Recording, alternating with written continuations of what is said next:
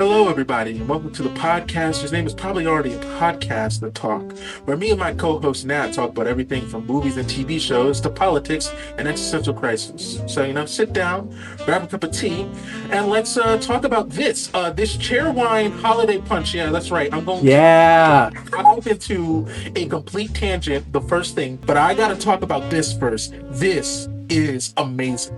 If you love chair wine, you're going to love this even more. It's everything great about chair wine, but made better by the addition of ginger ale and pineapple to this amazing soda brand. I am going to be buying this every week until they stop selling it. Not sponsored. Hashtag not spawn. We legally have to say we're not sponsored because we're not sponsored, but sponsor me right now. I will be the brand ambassador for this. This is you know how LeBron has Sprite cranberry? I want to be the LeBron to this drink right here. I am a fanatic for this. No one can match up to LeBron. LeBron is our Lord and Savior. He's no one. Holiday punch. The answer is here. Oh my God! Wait! Hear me out. We can't do it this upcoming Christmas because you're like 17 hours away. But next Christmas, we need to do a parody of that commercial with you and with that drink. Yeah.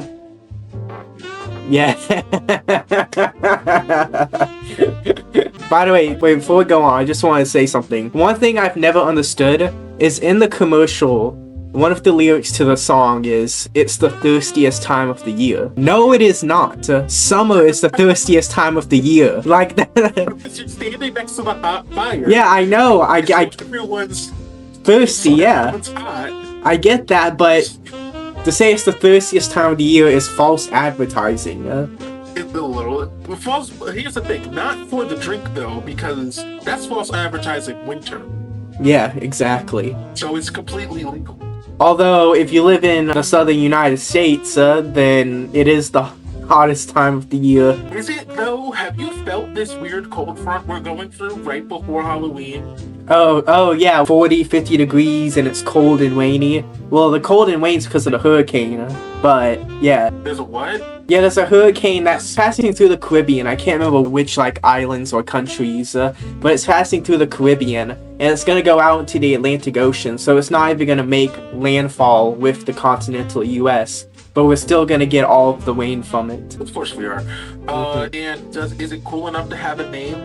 Or it's do they all get names? I think it's Hurricane. Yeah, I don't want to be wrong. Let me fact check this real quick. It's a feminine name, so more people are gonna die. Oh, so more people are gonna die. Yeah. It's Hurricane Melissa. If that was a Category 5 and it hit Florida, every Floridian is dead. Yeah, it says here it's gonna hit Jamaica with a historic 185 miles per hour winds. Historic for Jamaica specifically? Yeah, let me check. I can't believe we got on a side tangent on side tangent. We're cooked. We're cooked. That's not gonna make us go on a side tangent. Alright. But yeah, basically to our Jamaican viewers out there, which is roughly 0, stay safe.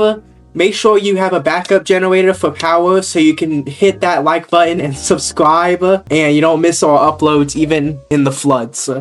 Is Jamaica a country rich enough to say have a generator? No, it's not. It's not. Because that sounds like anachronism. That sounds bad. It'd be like going to Chad, the African country of Chad, and being make sure you have your generator. I don't think they have the income to have the generator.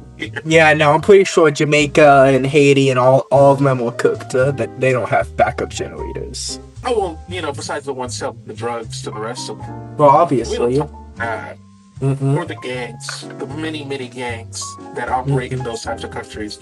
Look, I'm not, and I need to be clear, I'm not calling them third world. I'm calling them South America, which is a very different thing to be called. Third world implies that the flies are consuming the everything, right? South America implies that gangs rule your entire nation because your government is corrupt and being run by other governments. And that's a very different problem. Yeah, but we won't get into that, at least not on this podcast. Maybe we'll save it for the next one. Talk about the socio-economic state of Latin America. not just Latin America, but South America too, because it's most prominent in Brazil. At least it was. I could be wrong about that now. Go to the comment section. Is your country better about the whole crime thing since like the 1950s? I'd hope so. I hope enough time has passed for them to get better and not worse. I mean, presumably they're all like better than when that one guy was going around the Latin American and I think some Southern American countries and killing all of those children. You know how little that narrows it down? You know, you're right. I mean, the guy who got like famous off of it from the fact that he has about 300 bodies to his name. You know how little that narrows it down? It narrows it down pretty. Like there's only like 2, I think. One is Christopher Columbus. And the other, like the 1950s. Like I'm not joking. It's a serial killer. It's one of the most famous serial killers because of how horrific he is. I don't remember his name. He doesn't deserve to be remembered. He was a serial killer. Dang, 300 bodies. That's impressive, though.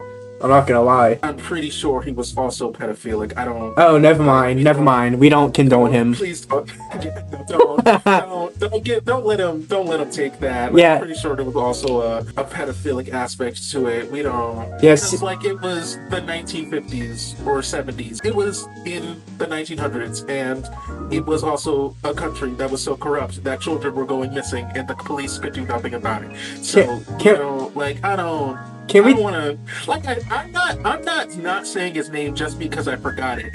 I also wish for his name to be forgotten. He was a monster. By the way, that reminds me of a conversation I had with my grandma the other day. What is with, like, the 50s to the 90s, where there were just, like, a new serial killer every, like, few years? Oh, I literally watched a video recently on this to basically the same problem that is happening now with school shooters. They were like, first off, the technology just wasn't there for a lot of them, right? So they were able to get away with it. Just like how with spree shootings, there's not really much of a thing you can do to stop them. Or like prevent it, like right before it happens, yeah. Right? So they were just kind of able to keep doing it, and also the media saw these people doing this and then made them famous, even though, which allowed other people to go, oh, I want to do serial killing. Like there are so many serial killers who are like, oh wow, I look up to Ted or Dahmer or the other ones, right? And they wouldn't have those guys to look up to if the media would shut up. Make them famous. So the media learned, 1, to shut up, and 2, to have a more interesting story to tell, which is the mass shooters now. So it's a cycle, everything's a cycle, history's a cycle. The serial killers are old, they're just being school shooters now. Here's the thing. I feel like there wouldn't have been as many serial killers if we stopped giving them cool names. Yeah, that's part of the problem. Yeah, like Jack the Ripper, what was Dahmer called? What city is he from? The Milwaukee Monster or something like that. The Golden State Killer. The Golden State Killer. Killer. The Bay Harbor Butcher. You know, all. Like, I'm telling you, if let's say someone tries to become a serial killer in 2025, right? And the news reports like, breaking news: the tiny dick killer strikes again with 5 new victims. Like, they're gonna stop killing because they don't want to be known as the tiny dick killer. No. They're not gonna if they had 5 bodies and then 5 more, they're doing it for the love of the game. They don't care about the name. Yeah, but just imagine 10 bodies. 10 bodies. You're not catching 10 bodies because you want to be known as a cool guy. You're catching 10 bodies because you're in it for the love of the game. Oh yeah, even going back to like the 1940s with the Black Dahlia murders, it sounds cool. Like, obviously not condoning serial killing, but yeah, I have to say that. Yeah, unless they deserve it, you know. Unless they deserve it, then. Stop trying to bring the Bay Harbor Butcher. You can't just poke it in there. I'm not gonna notice. I can't believe Dokes was the Bay Harbor Butcher, bro. That's insane. All right, to round off the topic of serial killers and like how famous they are and all that. So there's this YouTube channel I watch called Brew. And recently, they've gone on like a little binge about like recent like crimes that have happened, and especially for the crimes that were, you know, murder, they're doing better than the actual like news outlets, and they've explicitly decided to not name these people because they don't deserve that recognition. Yeah. Right. And there is one video. Yes, this is the one. In November 2022, there was a killing in one of the student housing, like not on campus, but like near campus. Like it's one of those universities that are big enough to have those. 4 students killed, right? 4 kids, like, and nobody has any idea who did it. And the police catch the killer in like December of that year. So, like a month later. Same year. Like, double check, because I don't think it was a month. It was like 3 months later. It was a small amount of time in comparison to how these, like, it is about the amount of time it takes to, like, find the evidence that will stick to the guy and get him to jail, right? In the time in between, they are not releasing any information that they have. Really? Please tell to the audience the obvious reason why police, during a hot case, would not release information to the public. To not make the killer famous? No. Any information the public has about the case, who is part of the public? The killer. So any of the information that the public has, the killer also knows about, right? So knowing that, what is the smart thing to do with any information that you think is going to lead you to the killer? Not share it. To not share it to the public. Now, someone needs to tell the public this, because Reddit, oh my god, Twitter, everyone, for the 3 months it took them to have all the stuff in place to catch this guy and make sure the charges stick, were saying that the cops are incompetent, that they can figure it out, and ruin the lives of everyone in this small town in Ohio. That's a small town. It's a college town. It's obviously pretty big. The university town, rather, which makes it even bigger. You know, if I had a nickel for every single time either Reddit, 4chan, or some other social media wrongly accuse someone of a crime and ruin their life, I would have a lot of nickels. Like, this has happened so many times. You don't have enough nickels to make the original version of the joke. Exactly. I bring this up because, like, the people that they targeted, like, this is just monstrous. She had an ex-boyfriend, right? Targeted him because he's the ex-boyfriend. Obviously, the ex-boyfriend had to do it, even though he's grieving alongside the family because they were chill. They were exes, but, like, they were chill. He had literally no reason to want to kill her, right? Ex-boyfriend dragged them up by these communities. There was a bar that they went to the night before. That bar got dragged through the communities, getting constant phone calls from people, asking about this, asking about that. And they went online to say, hey, stop calling us. We're not connected to this. The internet had the, and to be clear, the small part of the internet. The internet had the nerve to get mad at them and say, 4 people are dead. So you're gonna have to deal with a bunch of phone calls. That's for the greater good. Like, no, it's not. You're doing nothing. It's not for the greater anything. The internet needs to stick cold cases. Anything else is not for you to speculate on. 100% agree. Full stop. There's no other part of this conversation. If that's it. Like, I'm not even gonna continue. That's all I need to say. If it's a hot case, don't talk about it. To close off this segment, when you said that they shouldn't release information to the public because the killer is also the public, it reminded me a while back I saw a post that said, I think it was like in 2004, they released a movie about the Zodiac Killer, and someone pointed out there's a small chance that if you went to see that movie in theaters, you sat next to the Zodiac Killer. Very small. Like imagine you're sitting next to like this old guy, 70, 80-year-old guy, and he's just laughing throughout the movie, and you're like, dude, what the fuck? Why are you laughing? And he's just like, those were the good old days. Ironically, knowing most people, they would just think he's messing with you. I'd be like, there was this guy, he was talking like he was the Zodiac Killer. Funny, right? and it was him the whole time. Ironically, I know multiple people who would do that in real life, including you. Gaslight people. Be like, yeah, I'm actually the Zodiac Killer's my great grandchild. Yeah, you know.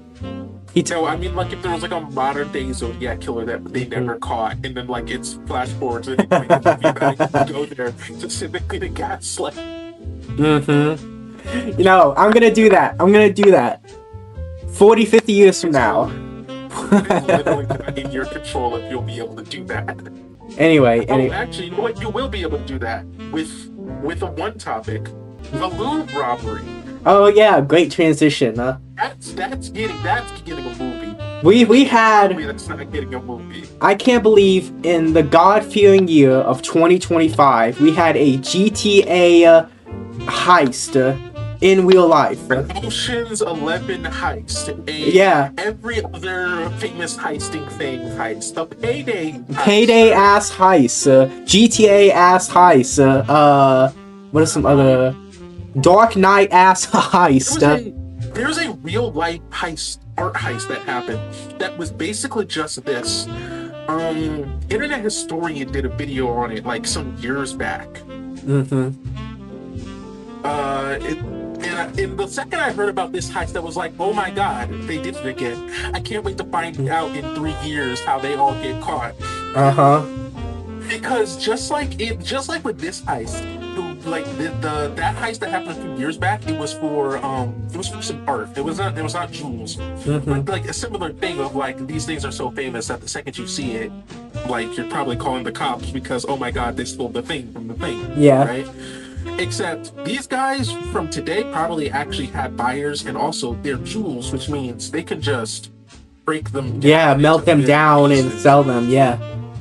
And just sell them off, and no one will even know that they used to be those things. So smarter heist in terms of that, because they either got a guy already, or it doesn't matter if they got a guy, they have the goods that can be recycled. All right, those gold bars can be melted down, 3/4 to new gold bars. GTA, yeah. Reference. Oh my god, do you think they have their own Lester? With the scooters on standby, he obviously put them in, you know? Yeah, so they had someone coordinating the plan. They had the ghetto, someone who dealt with Franklin dealt with the vehicles. They didn't have weapons, did they? They just had supplies. No, they looked just like a construction company. So what they did is they dressed up like construction people. They used they rented out I think they say they rented it out like one of those lift cranes. They climbed it, went through a window, went to the area that they were in the museum was like under renovation basically. They took online they're calling them chainsaws, but I don't think they were chainsaws. Like they took some sort of power tool. They cut open the cases that were holding all of the jewels, grabbed them, left before anyone was there. And a lot of people are angry because like apparently like the museum, the Louvre, is actually understaffed right now, because they won't pay their security guards that much money. And like I'm gonna be honest, I think with the right amount of security guards this would have still went down pretty easy. Yeah, plus on top of that, from what I heard, like not only were the alarms off because like they broke in like pretty much right after the Louvre was supposed to open, but also like there aren't that many security cameras in the Louvre. Like there's entire like sections of the Louvre that just don't have security cameras at all. Like Walmart has better security than this museum with historic artifacts. Yeah, but to be fair, like, are you gonna really like suspect someone to rob the Louvre? You know what I mean? Like, yeah. This is kind of like a little unforeseeable because it's like no one would be this bold, and someone was like, well, we use that to our advantage. Yeah, and wasn't it like, I can't remember who it was. I think it's like one of the people who oversee like the security of the museum. He went on national TV and he was like, he just straight up said, "Yeah, we screwed up." So I applaud him for that. I applaud him for admitting that. Also, like a week after, another museum got robbed. And also, apparently, there have been museums getting robbed all over France. This was just the one that made it international. Whoa, Like, this has is... been happening. You know what this is? I'm convinced. I'm convinced that crime.net is real. This is actually payday. I think they got a huge number of criminals doing a bunch of heists. No, you know what I think this is? Have you ever did you ever see the Netflix movie Red Notice with The Rock and Ryan Reynolds? No, I have not. This is basically the plot of that movie. Ryan Reynolds is like a retired like serial like heist member who steals like artifacts from museums like the Louvre, and then The Rock's character comes in and he's like, oh, you got like brings him out of retirement, like, oh, you gotta help me, and they like go to all these different places. It's been a few years since I've seen it. Gal Gadot's also in it, so you know the movie's not very good. But yeah, that's basically the plot of that movie. So Red Notice is happening IRL. Then you can't convince me that payday isn't real. Crime.net is going off right now. They just decided to move over to France instead of America. Which is smart. Okay. The crime I was talking about happened in 2000. The year 2000. It was in Stockholm, Sweden, which is insanity. Oh my god. You know, Stockholm, Sweden. Yeah. You know, the reason why it's called Stockholm Syndrome. It happened December 22nd. They went in, stole all the stuff. They looked real professional. Got away. It was all a very clean job. The thing that broke it down, they used their real credit card to rent the stuff. So oh my god. The Louvre guys, did the same thing. We're smarter than that. Mm-hmm. The second thing that broke them is that, like I said, unlike the jewels, which can be retooled into something not illegal, this can't. Like, you stole, like, actual art. You have to have some random billionaire who wants to keep it in a vault to actually sell it for what it's worth. Otherwise, you're just like, you gotta be in the stealing art game for the level of business, you know? Yeah, like how do you, like, let's say someone stole the Mona Lisa. How exactly do you sell that? Like, how do you... Which is why it's so funny, because the Mona Lisa in the Louvre, and, like, people are like, oh, man, I can't believe they didn't steal the Mona Lisa. Like, this is worthless. Yeah, plus it's, like, behind, like, a glass barrier, so, like...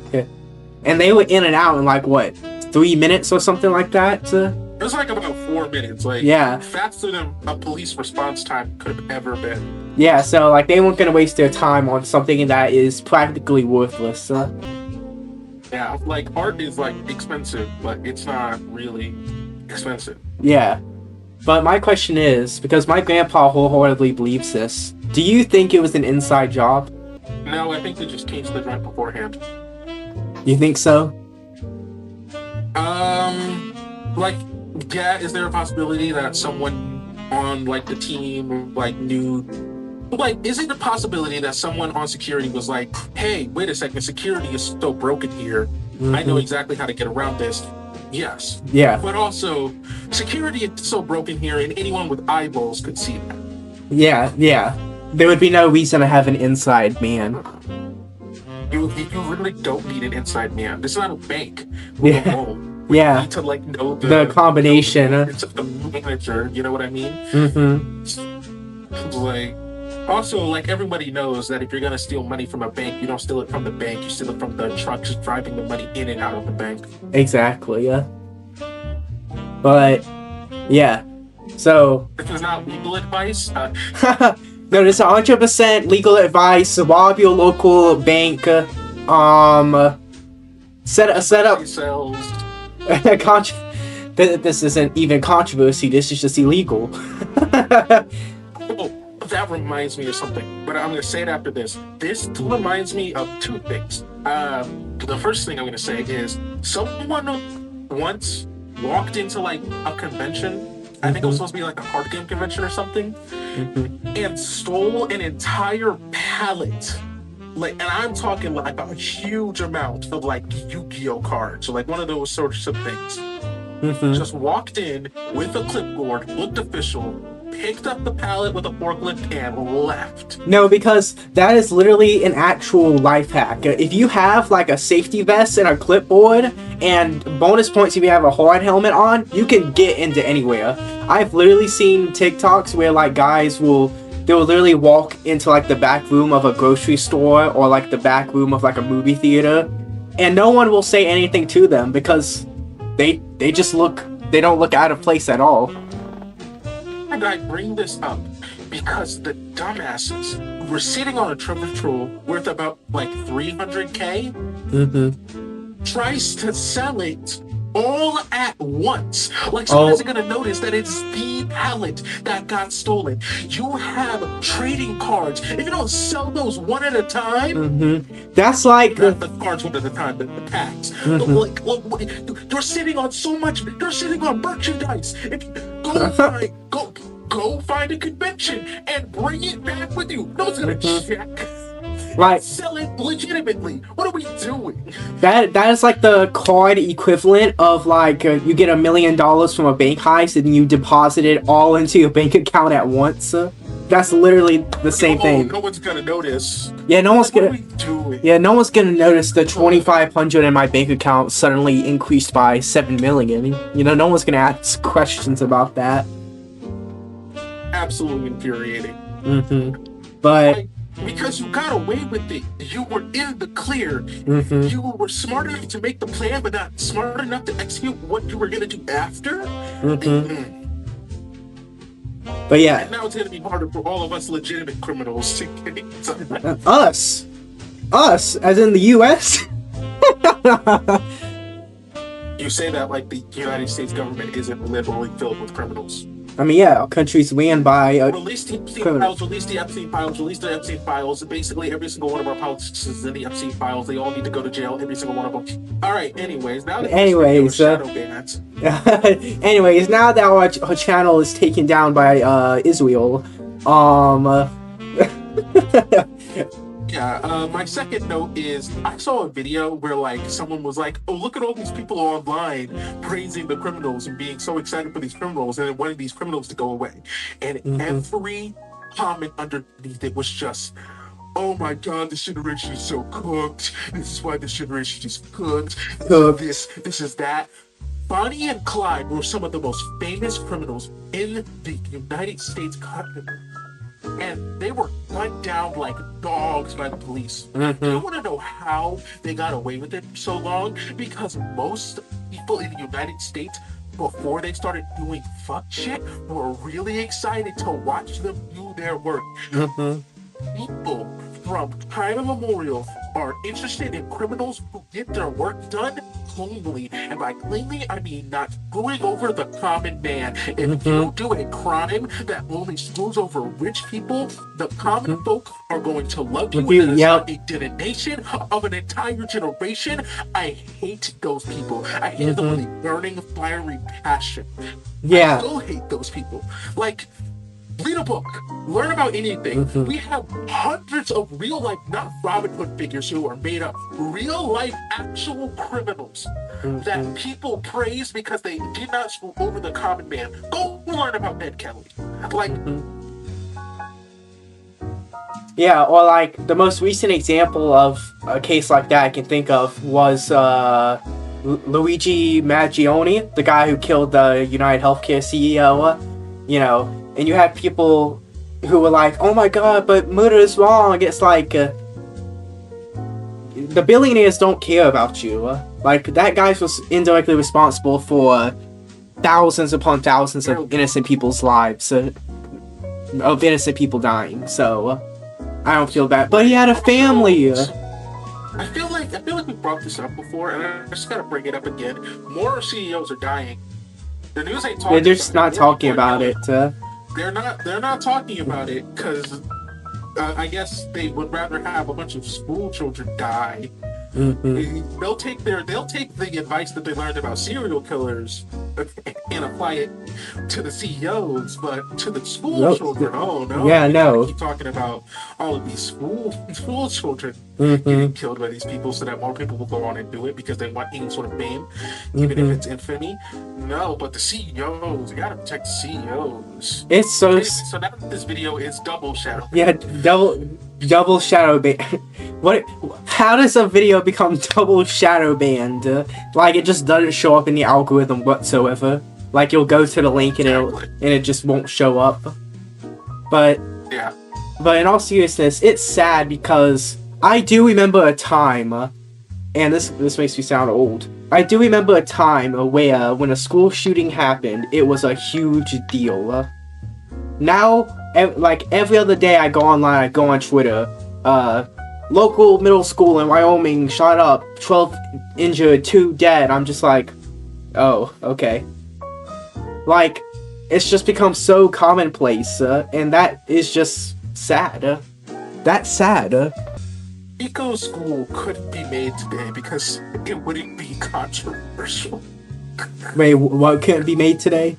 You know, the hit Newgrounds game, Pico School, where you play as a character named Pico, stopping the Columbine shooting. Oh my god! By killing the people with the guns, by using guns. Also known as that one character from Friday Night Funkin', the game that will never come out. Seriously, how long has that thing been in development now? It's been like 5 years, right? Like, we're not crazy. I have no idea. Like, they added stretch goal upon stretch goal, and I'm not saying like, and I'm saying this in the sense that Silksong will never come out. Like, they're working on it. They didn't take the money and run. It's in development heaven. It is crazy to me that the Newgrounds game where you press up arrow, down arrow, left arrow, right arrow in various different ways is taking this long to be in a playable state to release to the public. Like, this is the game that's taking forever? Well, we remember the famous quote from Shigeru Miyamoto. Remember his famous quote. As I forget it, I think it's a delayed game. A delayed game is eventually good. A rushed game is forever bad. Yeah, it's bad forever. I'm not saying they should rush it. I'm just saying that this doesn't feel like the sort of thing that is so engine intensive that it takes 7 years to code. Yeah, this is not related. But again, like the last 2 like public releases that they released were so big that they literally couldn't be put on news rounds. So what do I do? You're not the video game developer. You're not the video game developer. But I don't even know what a REMPI is. Well, so we would. It's a visual novel engine. I need the if the public is going to see this. I know what it is. It's a visual novel engine. It's just that I don't care about visual novels because they're not real games anyway. Oh, controversy sells. Controversy sells. But so we spent the last few minutes talking about killing. Well, speaking of killing, Charlie Kirk. There were so many. I thought you were going to pivot to Five Nights at Freddy's. No, we gotta get through like the important news. Cause think about it, like killing, right? Both the animatronics kill, but also the movie is gonna make a bunch of money. Killing at the box office, like it was a good transition for Five Nights at Freddy's. You can't deny that. I mean, we can talk about it, and then we can go. No. Okay. Charlie Kirk. So like, we gotta keep the viewers entertained. They want to hear our thoughts. So my thoughts. I'll give my thoughts, and then you give yours. We here at F&B Studios do not condone political violence. However, that doesn't. I find it hilarious. Well, that and also, I don't feel bad for the guy. So originally, when it came out that he got killed, people were split. You had people who said, "Oh, I disagree with him. Either I disagree with him, but he shouldn't have died, or I agree with him and he shouldn't have died." And then people who were celebrating and making memes about his death. But the people who celebrated his death, even they were like, "Oh, but I do feel bad for his family." Not anymore, considering how his wife doesn't even care that he died, apparently. and is using his death to platform herself and spread even more hateful ideology. I said it for in private, and I will say it to the public. All political murder will do, especially political murder to an individual who is not a politician, so therefore does not have any direct means of change beyond telling the people to do something, and by something being vote differently.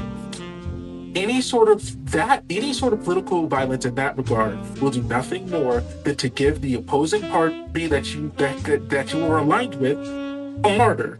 And what did they do? They made him a martyr. Martyr. That's exactly what they did. That's exactly what I knew they were going to do, which is why I don't condone political violence. It does nothing for you unless you were to assassinate someone with an important standing. And in a democracy, unlike in a dictatorship, the second that one of our presidents dies, the entire system doesn't collapse. So there's literally no point in using political violence unless you are going to go on a war campaign and get the army on your side to completely demolish all of Washington, D.C. So unless you can do that, it's pointless. Cut down, Joseph, you're doing nothing. Exactly. Like, I believe it was the governor of Alabama, either Alabama or Arkansas, I believe it was Alabama. He was talking about making it a mandate that every college campus in the state has to have a memorial or statue of Charlie Kirk. Like, we're making a memorial for a podcaster, for a guy who literally went on record saying that some gun deaths are necessary.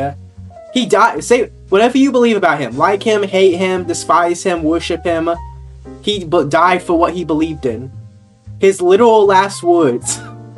His last words were counting or not counting gang violence. And then he immediately gets shot. Which is like, so like, the universe has to be like a simulation, because just what are the odds?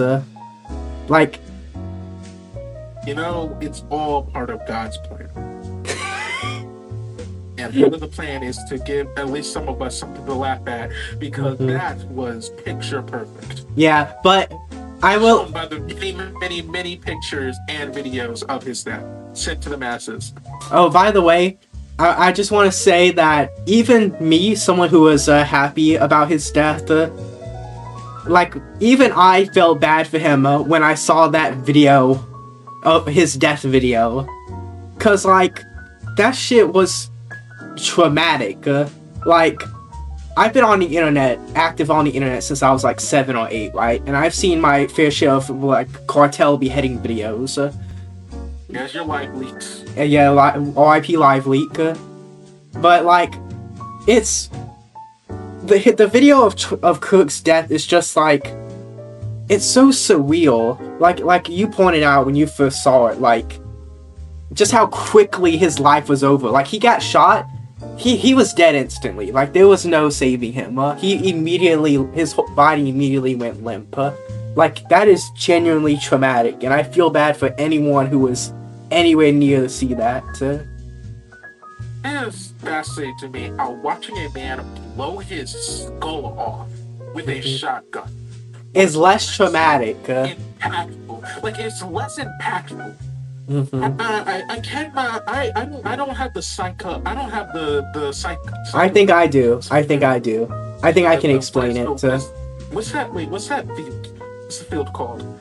The psychology? Psychology. I don't have a psychology degree to explain why somehow a more gruesome death was less gruesome in a way. I think it's because, and you know, I have expertise because I took psychology in high school, not to brag, but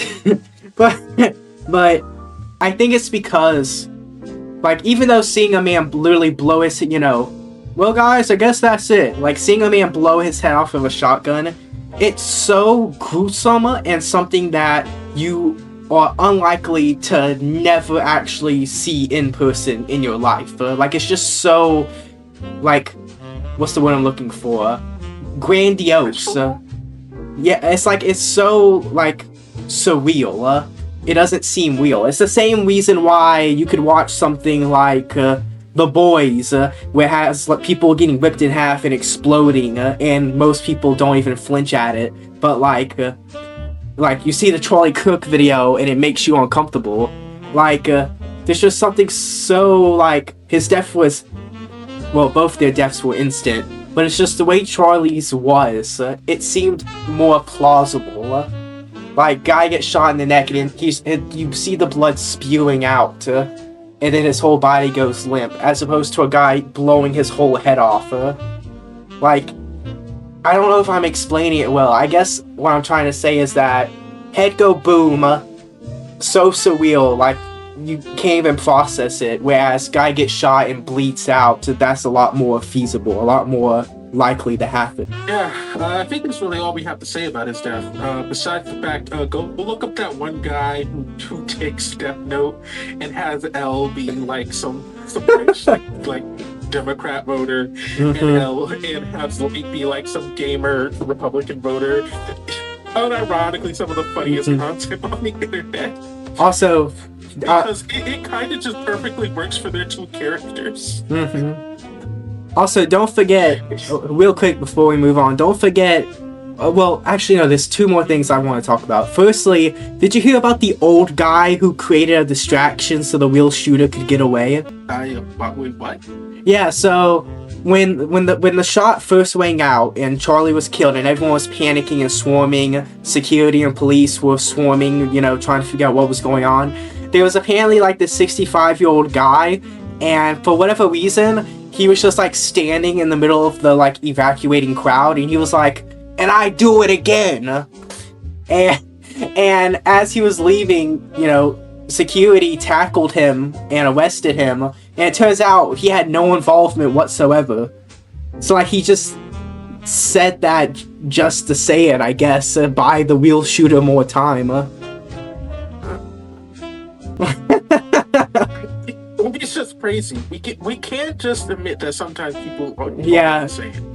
Yeah, that too. The YouTuber is called Korean Swede. That's the actual shout out to. Go watch Korean Swede. And it is so funny because he is it is somehow exactly how I would expect Yagami and L to react to actual news coming from America. It's great. I love it. Yeah, so shout out to them. And then the last thing I want to talk about is, of course, conservatives trying to take tragic events and twist it to fit their narratives. They tried, remember with the guy who tried to assassinate Donald Trump, they tried really hard to make him seem like a Democrat, even though he was a registered Republican. And they did the same thing with the guy who assassinated Charlie Kirk. They found out that, I think, either his partner or his former roommate was trans. And so you had Trump's... I think it's both. I think he was roommates with her... And dated her. Even though there was released they released a conversation that is clearly fake. And it looks so much like the FBI trying to put every single piece together in one conversation. It doesn't read like a conversation. It reads like, here's every single thing I did and every single piece of evidence, and why would you exactly over the phone at all? What are we doing? Exactly, and so sound real. It sound and all the the ad is oh, I love you so much, and I was what are you doing? Yeah. Is this a confession? Is this a what is this? There's a conspiracy, and I'm not one to give into too many conspiracy theories. But there's except that Jeffrey Epstein didn't kill himself, and that we need to release the Epstein files. That's not a conspiracy theory. That's the truth. Do you believe that the Republicans sacrificed Charlie Kirk? I think that the Republicans don't care. I mean, yeah. I think that his death was meaningless to them because he's not... let's face facts. Unless you are a political member, a politician, does the voting stuff, member of either of these parties, they do not care about you, no matter how much you dick ride them. But that's my point. That's my point. Full stop.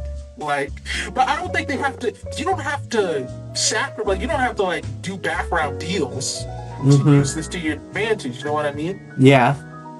It's too like background deals and stuff like that. That's where like reality and fiction differ. Because in reality, this is just a completely unconnected event, and they use it to their advantage. In fiction, oh no, my readers are believe that this completely thrown out Deus Ex Machina, perfectly timed for when they're voting on the Epstein files to be released, so that they can hide the fact that the Epstein files. They're not going to believe that it just happened. I have to say that it's connected to this and that, which is why reality will always be weirder than fiction, because fiction feels the need to have to justify things. No need to do that. Yeah, no need for justification. So no, I don't think that the Republicans sold out Charlie Kirk. I think that they saw his dead body though and went money. Yeah. What perfect timing to avoid talking about the Epstein files, even though people are still talking about them, so it didn't work. But yeah. Stop talking about them. Yeah. But yeah, pressure on. But yeah, in summary, release the Epstein files. Don't let you know what? Yeah, that's reaction to the Charlie Kirk death. Release the Epstein files. Literally meaningless to anyone who didn't personally know him, and I do mean personally know him. You knowing a YouTuber does not mean that you're friends with them. If some guy, they're still just some guy. Stop being parasocial. This goes to celebrities too. Yeah. And this death literally only matters to the personal people who knew him. And anyone else saying otherwise is blind to you and trying to sell you either on a narrative or money. That's not to say that get the Epstein files released. That's not to say that a celebrity dying can't impact you. Like if it's someone who had like a, an emotional impact on you as a person. Like if a favorite musician or favorite actor dies, so then it's okay to be sad. What Rahshawn's talking about, audience, is that no one actually cares Kirk died, not even his own wife, so why should we care? Also, release the Epstein files. I'm gonna make that one of like the tags on the video. We're getting so shadow banned. I don't even know what'll happen if you try to like search Epstein on YouTube. Can you hashtag shadow ban? Yes, I'll put hashtag shadow banned, hashtag we are not suicidal. That's gonna actually get a shout. Oh yeah. Hashtag. You can say in the video it's already been long enough that the YouTube moderator got bored. But yeah. Putting it in the description, that's definitely gonna get a shadow ban. Speaking of someone who should be banned from living, is P. Diddy, also known as Puff Daddy, Sean Diddy Combs. Also known as the Diddler. He is sadly only facing... Could you imagine if you were just like some guy living their life, having the name Diddy, maybe like a monkey of some kind, part of a Kong family or whatever, and then you're not just permanently attached to this one guy who did awful crimes. Wait, hi Luigi Mario. Wait, that reminds me of a meme. Wait, I don't know if it's real or not. Wait, let me try to find it. Where is it? Okay, yeah. Okay, I'm gonna send this to the Discord.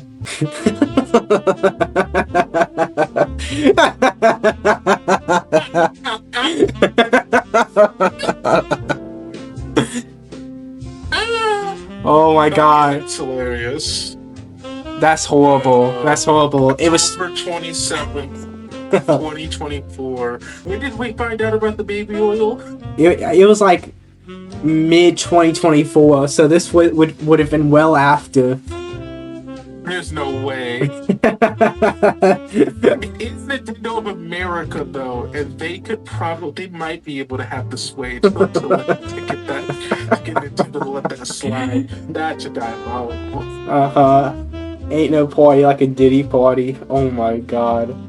But yeah, no, Diddy is a child rapist, and he deserves life behind bars, but unfortunately, his lawyer is like Saul Goodman on steroids and got him down to 4 years. Technically less. He's gonna be able to ride out the Trump administration. This is absolutely unfair. Like, I saw a post earlier that said he's supposed to be released on May 2028.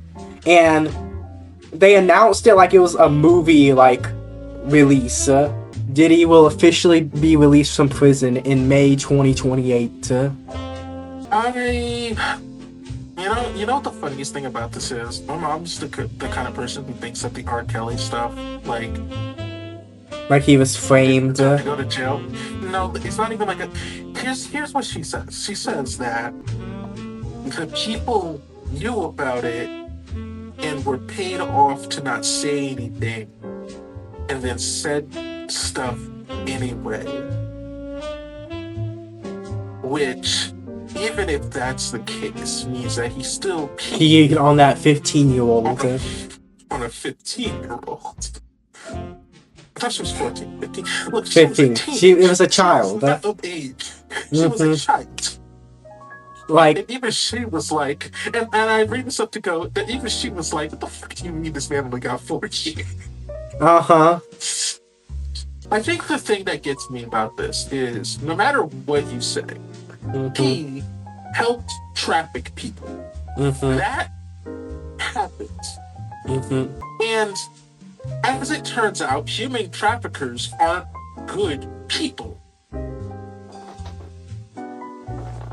And so that means that they're not really gonna care about the age or ethnicity or gender of the people that they traffic. So I don't care if you try to tell me that you only trafficked adult women. That's still human trafficking. No, you didn't. No, you did and no, you didn't. You know, you did not. There are so many 15-year-olds. As a person who looked at 20 when he was 15, there are so many 15-year-olds who look adult. You can't convince me that you only trafficked adults. So by getting in the human trafficking industry, you are basically tacitly approving pedophilia. So I think you should burn forever. And I agree. That's just my opinion on it. I don't even think that should be an opinion. That's just a fact. And like, some people want firing squad, some people want hanging. So my opinion is that you should be burned. Oh, okay. Like burned at the stake. They don't deserve a stake. Just like make a bonfire and then just like toss them in there. Or do like bring back the what's it called? The Chinese bull method, where you put them inside that like bronze bull. The bronze bull. Yeah. Put them in that. Yeah. Which was supposedly the first victim of it was the creator, which that's too storybook perfect. Yeah. I refuse to believe that's how that happened. I'm trying to think, because I had something I was going to say about Diddy. That's one Kessa song. Oh, yeah. Wake up in the morning. Yeah, that was her. Okay. Yeah, No, I mean, did she re-release it? She released that song. She didn't re-release it, but when, like a few months ago, she was at a concert and she was singing the song, but she changed the lyrics from "Wake up in the morning feeling like P. Diddy" to "Wake up in the morning saying fuck P. Diddy."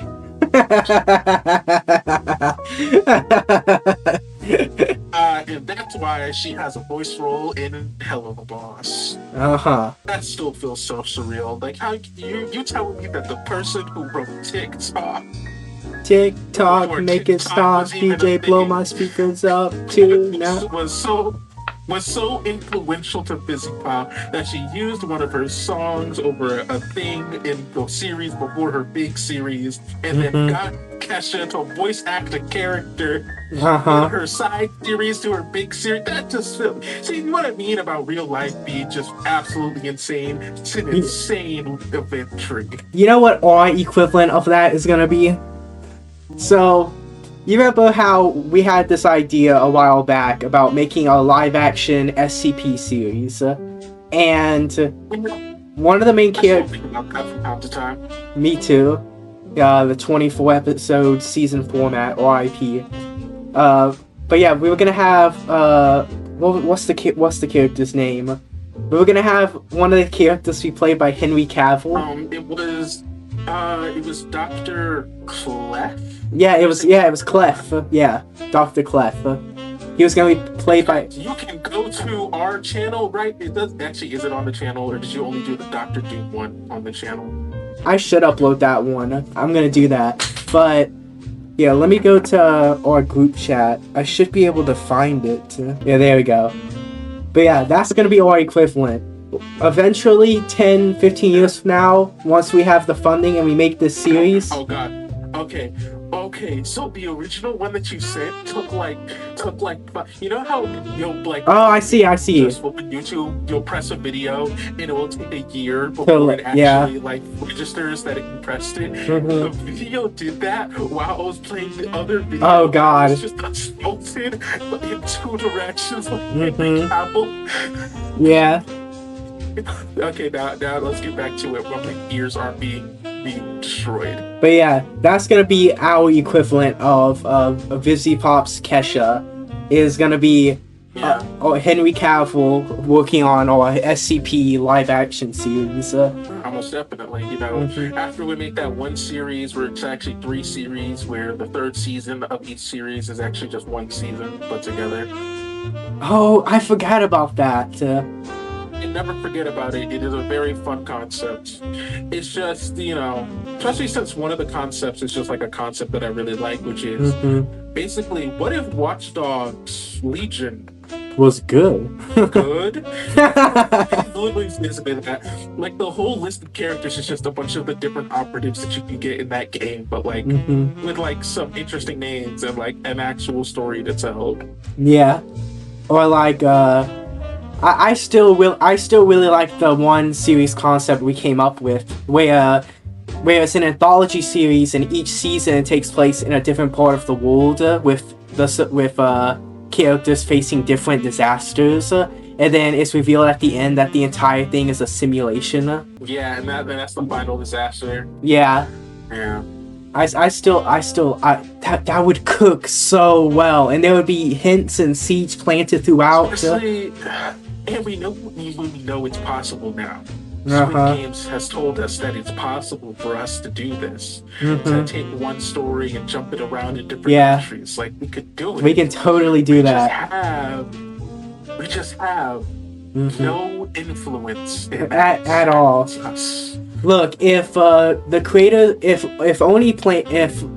people like Oni Plays can get enough traction to have their own series, we can get enough traction to have our own series as well. That's all I'm saying.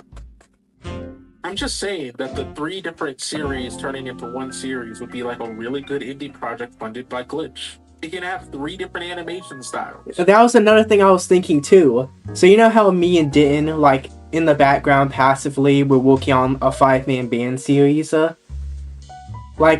We always pictured it as 2D animated. Now that Glitch is doing 2D animated shows, I'm just saying.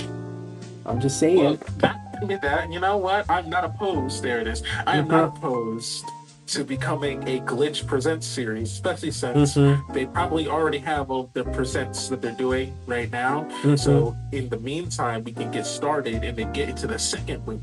Yes. As from how I don't want to be pretty please I don't want to be a magical girl.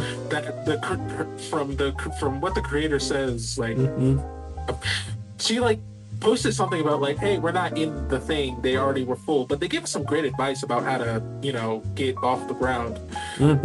Yes, they got everybody. My assumption was they picked Lackadaisy because like that was like the biggest one. Like, facts. Lackadaisy is pretty much the biggest indie animation thing.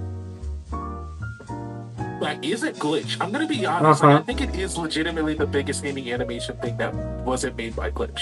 Yeah, I think everything else is smaller than it. Yeah, I think it's Lackadaisy, and then I Don't Want to Be a Magical Girl, and then the others are just kind of there. Like have you seen Ramshackle? Yes. Oh, cool. A lot of people haven't. So that's like one of those underground like the type of projects, right? Yeah, or like the one Ellis Mark is working on. Like only right? So like from what I assumed was they picked that one because it's the biggest one, and they were using it as like a test pilot, like a test program to see if Glitch Presents can become like a bigger thing. But from how she talked about it, it seems more like this was the one closest to being done this year. Yeah. And also the biggest name. So they released that one and let everybody else stay silent about it since they're still working on their stuff. Because even Lackadaisy is nowhere near done from how they talk about it. I think that the next year, like, I think Lackadaisy is probably going to have something done. It's probably maybe a trailer, maybe like a thing. They'll have a date by next year. Yeah, like, Glitch presentation. And then as a big thing, they can announce, here are the 4 other guys that we're working with, and like they'll be at the same place that Lackadaisy is now next year. Yeah, especially since their current biggest series, Digital Circus, is coming to an end soon, since there's only like, what is it, 3 episodes left? I think it's 3 episodes. Yes, the 7th one coming out December. Yeah, December. Because the 8th one is coming out March, they said. So they already announced 8th release date, sometime March next year. And then the final one, do you think they'll make us wait a while for the finale? Like, do you think they'll... We were told that they work in like 2-episode batches, so the reason why we got 5 and 6 so close together while they were 5 were so far apart were because they were being worked on around the same time. So if they are still doing that and not like doing a 3-episode being worked together, or not doing a thing where episode 8 was kind of worked on, episode 7 was kind of worked on near 5 and 6, and then episode 8 and 9 got worked on together. Yeah, I think it'll be a bit longer until 9. But you also have to consider, I do think that is a possibility, but you also have to consider that originally the series was going to be 8 episodes, and then Gooseworks confirmed that they split the finale into, they added a 9th episode in order to tell the full story they wanted to tell. So we just don't know how far into production of the finale that happened. If it was halfway through, if it was during the development process, I think that would determine. It turns out episode 8 is the finale, and episode 9 is a flashback backstory episode explaining how the circus came to be. No, I really don't want that. I don't want that. Nobody likes that. No. Nobody likes that. Well, say that, but Agatha kind of did that, and that show is goated. Oh, yeah. Yeah, no, now that I think about it, that is exactly, Agatha all along is, I'm gonna be honest, the WandaVision little section of the Marvel Universe it's the stuff we've been getting. You mean it actually has an official title. It's called the WandaVision Trilogy, because you have WandaVision, and then Agatha, and then the showrunner of Vision Quest confirmed that's going to be the final piece. Oh god, we have to talk about that. We have so much that we missed. Anyway. Oh yeah, also speaking of Glitch, Knights of Guinevere came out after our last podcast, right? I mean, it did. You want me to talk about it? I feel so neutral on it. What? No, you're not allowed to be neutral. No, you're not allowed to be neutral. You have to like it. I'm forcing you to like it. You cannot be neutral. I feel like, you know what, controversy sells, and I'm gonna be the one person who's bold enough. I swear to God, if you do it insists upon itself, I swear to fucking God, I'm gonna leave this call and the podcast is canceled. Knights of Guinevere insist. I'm joking. Okay. Thanks for watching, everyone. It does not insist upon it. I don't. Okay, well, at least say this. Did you like it more than the Gaslight District pilot? No? Did you like Gaslight District more?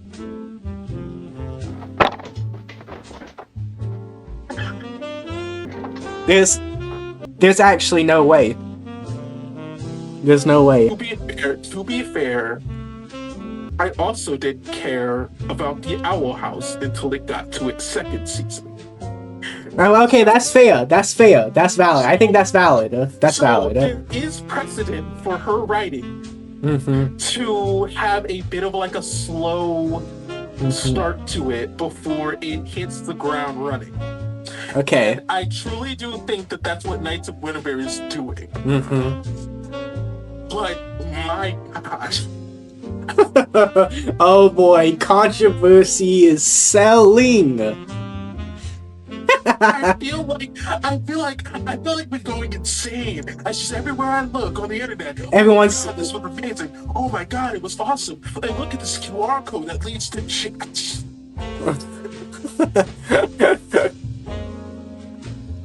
I got so excited when I noticed that QR code. I read through it and I was so pissed off. This was such a nothing Easter egg. A nothing burger. That QR code is such a nothing burger Easter egg. It feels like it became a different show right after its introduction, because it did. Like, And when I say introduction, I mean like the scene where after Guinevere like jumps off the tower, and so like, oh yeah, I'll fix her, and it's like, oh, the girl trapped in the tower is Guinevere, not the child. It immediately it then switches over to Frankie. Yeah, to Frankie, the bigger built one, and I think her name is Andy, the like inventor one. Yeah, we immediately switches to younger versions of our protagonists. We then get what feels like LSD-induced sequence of events. Yeah. Where we play a video game that has, oh look, it's all the glitch guys in there. Alright, we play a little claw game machine. We fail at that, and then Guinevere appears, and it's all magical, and oh my god, it's the magic of Disney. It's going to Disney World and seeing Mickey Mouse. Well, not Mickey Mouse, because like Mickey Mouse looks like a costume in Disney World. It's seeing Rapunzel and then going, oh my god, magic is real. I love my childhood. And then we go and we jump forward to you and your 24 eating life because jobs suck. Okay. And I feel like I was not expecting this to be this. So what I thought this was going to be, and then we jump again to actually Disney has a giant Sun Knight thing in its basement that kills things, and also is voiced by, but it's with the voice is the same voice as the Walt Disney stand-in, right? I'm not crazy. Yeah.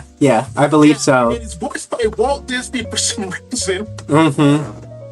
Okay. And it tried to kill us, and then but Guinevere is a super cool robot thing, and it stopped it. And then we saved Guinevere, and then we start. And all I'm saying is that it felt like it wasn't what you expected. You don't think it was what was promised to you? Knights of Guinevere felt like it was going to be.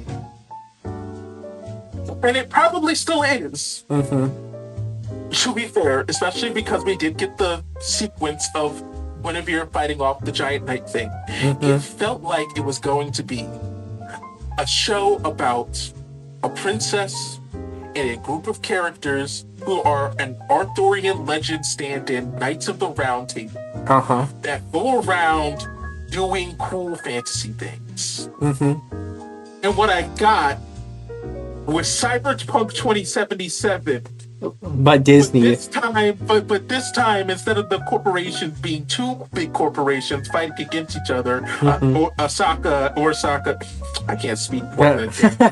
Osaka and Militech fighting against each other. The big corporation is Disney World trying to sell you shit while making you breathe in toxic blue dust that power their animatronics. That gives you something called blue blood. Yeah. And that's not. I came into this expecting Arthurian fantasy, and I got Cyberpunk, and I still haven't emotionally recovered from that fact.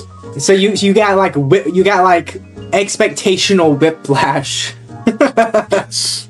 Okay. Expectational whiplash. I think that's valid. I think that's fair. And to be fair, especially with the whole thing where like Frankie has that psychosis thing, it looks like there is at least a little bit going to be that at some point. Even if it's only in her head that we're doing the Arthurian fantasy thing. But no matter what, I will never get my Arthurian fantasy with a princess as the main lead. Yeah. That's what I was expecting from the thing called Knights of Guinevere. I don't... And I feel like I've been going crazy because everyone's praising it. I'm like, well, is this what we were supposed to be expecting? Is this what it was going to be the whole time? I'm sorry, I forgot to get that memo on my phone call this year. I think it's less people praise... I think... Because one of the biggest selling points of the show for most people was it being an homage to Disney. I don't think it, being an homage to, Knights of the Round Table was the selling point to most people, even though that's what the premise is based on. And so a lot of the praise that I see from it is not just, like the animation, art style, use of body horror, but like how each character and each thing, each aspect of the story represents a real life thing, and not just the obvious Guinevere's Mickey. This is clearly Walt Disney. This is Disney World. I never had one character I didn't steal from every public domain access channel known to man. Like, for example, I saw one YouTube comment that tried to find a real life comparison or allegory for each of the characters. So obviously you have the dad, who's meant to be the stand-in for Walt Disney, and then you have Guinevere, who's the stand-in not just for, Mickey Mouse, but the Disney Corporation itself. And then you have the daughter, who is obsessed with trying to get Guinevere back and trying to fix her. That represents the people who are currently in charge of Disney, trying to basically make Disney as profitable and as appealing to the masses as they can. And then you have Frankie and Andy, who represent artists that are genuinely trying to make good art and tell good, heartfelt stories. And then you have the ship captain that Frankie works for, who represents the artists that work under Disney, who don't try to fight back at all. They're just like, oh, you want me to make Toy Story 7? Okay, I guess I'll make it. Because he kind of has that attitude of like, oh yeah, who cares if it's a Guinevere, we'll just sell her for scraps. So there is more to sort of pick at and dig into than just the surface level commentary. My problem isn't the commentary on Disney. Like I said, my main problem is I was expecting Arthurian fantasy and got cyberpunk. And I love cyberpunk. I don't love cyberpunk when I wanted Arthurian fantasy, because Arthurian fantasy is not touched on enough in our popular culture anymore. I don't like the defense being the Disney thing, because they didn't tell me her name. I want to stop calling her just the creator. What's her? Dana Terrace. Didn't Terrace literally say they didn't want people to focus on this Disney commentary? That wasn't the main part of the story? Wasn't that said? No, she didn't. She specifically said, she said that referring to the Owl House, that she doesn't want people to know her solely for one project. So it wasn't about obviously she wants to move away from Disney, but that doesn't mean that her experiences aren't going to influence her future work. Whether that be the social commentary relating to it, or just what experience and what she learned from there.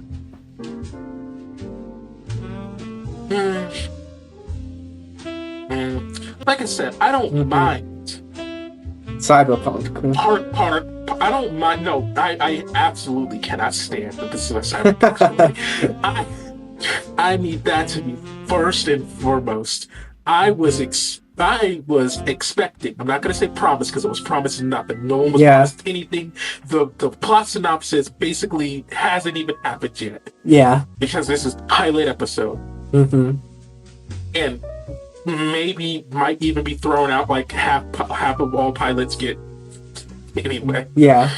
Hopefully not, but who knows? Who knows?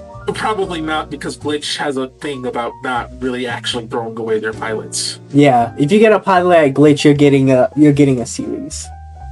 Not that if you get a pilot, you'll get a series. I mean, like, they don't do that thing that other shows will do, which, like, for example, Hell of a Boss did, which is toss the pilot out with the trash can, because a big thing about pilots, and it's probably why these two Glitch shows have thrown me for a loop so hard.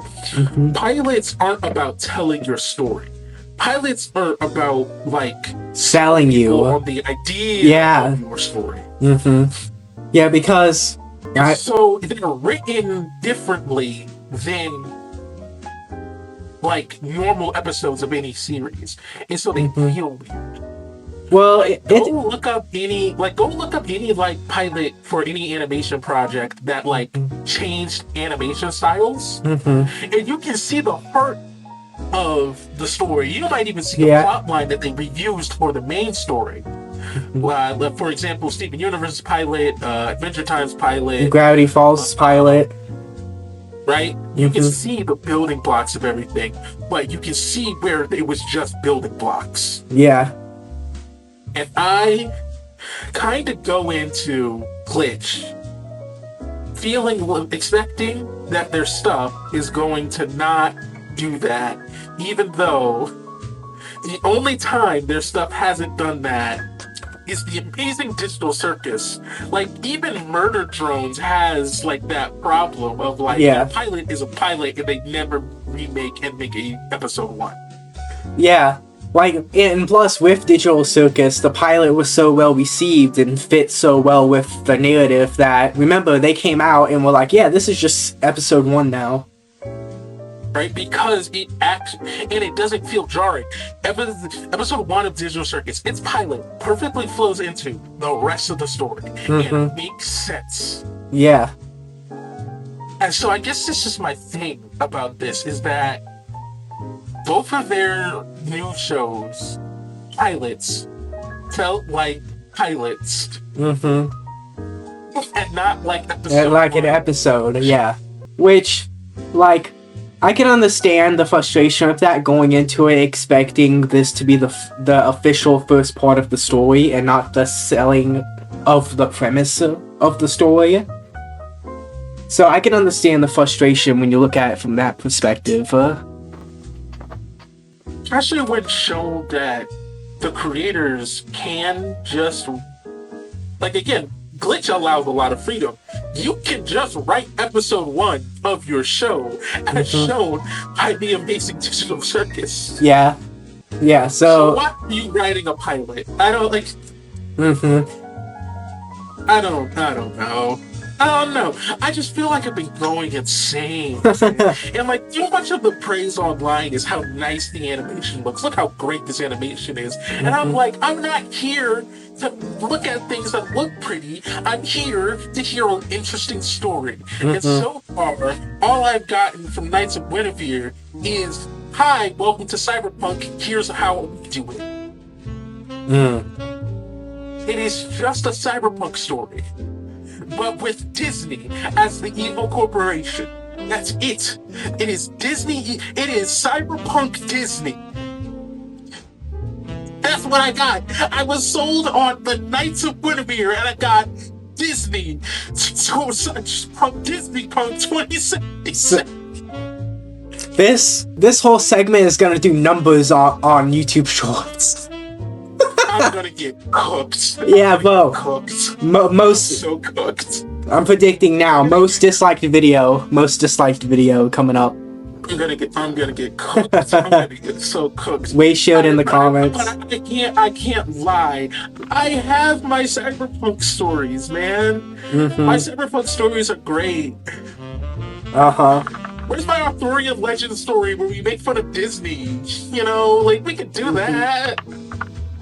Yeah, fine. Maybe this is gonna be the cyberpunk Arthurian legend story where we make fun of Disney. That could always happen, but it doesn't feel like that's what we're gonna be doing.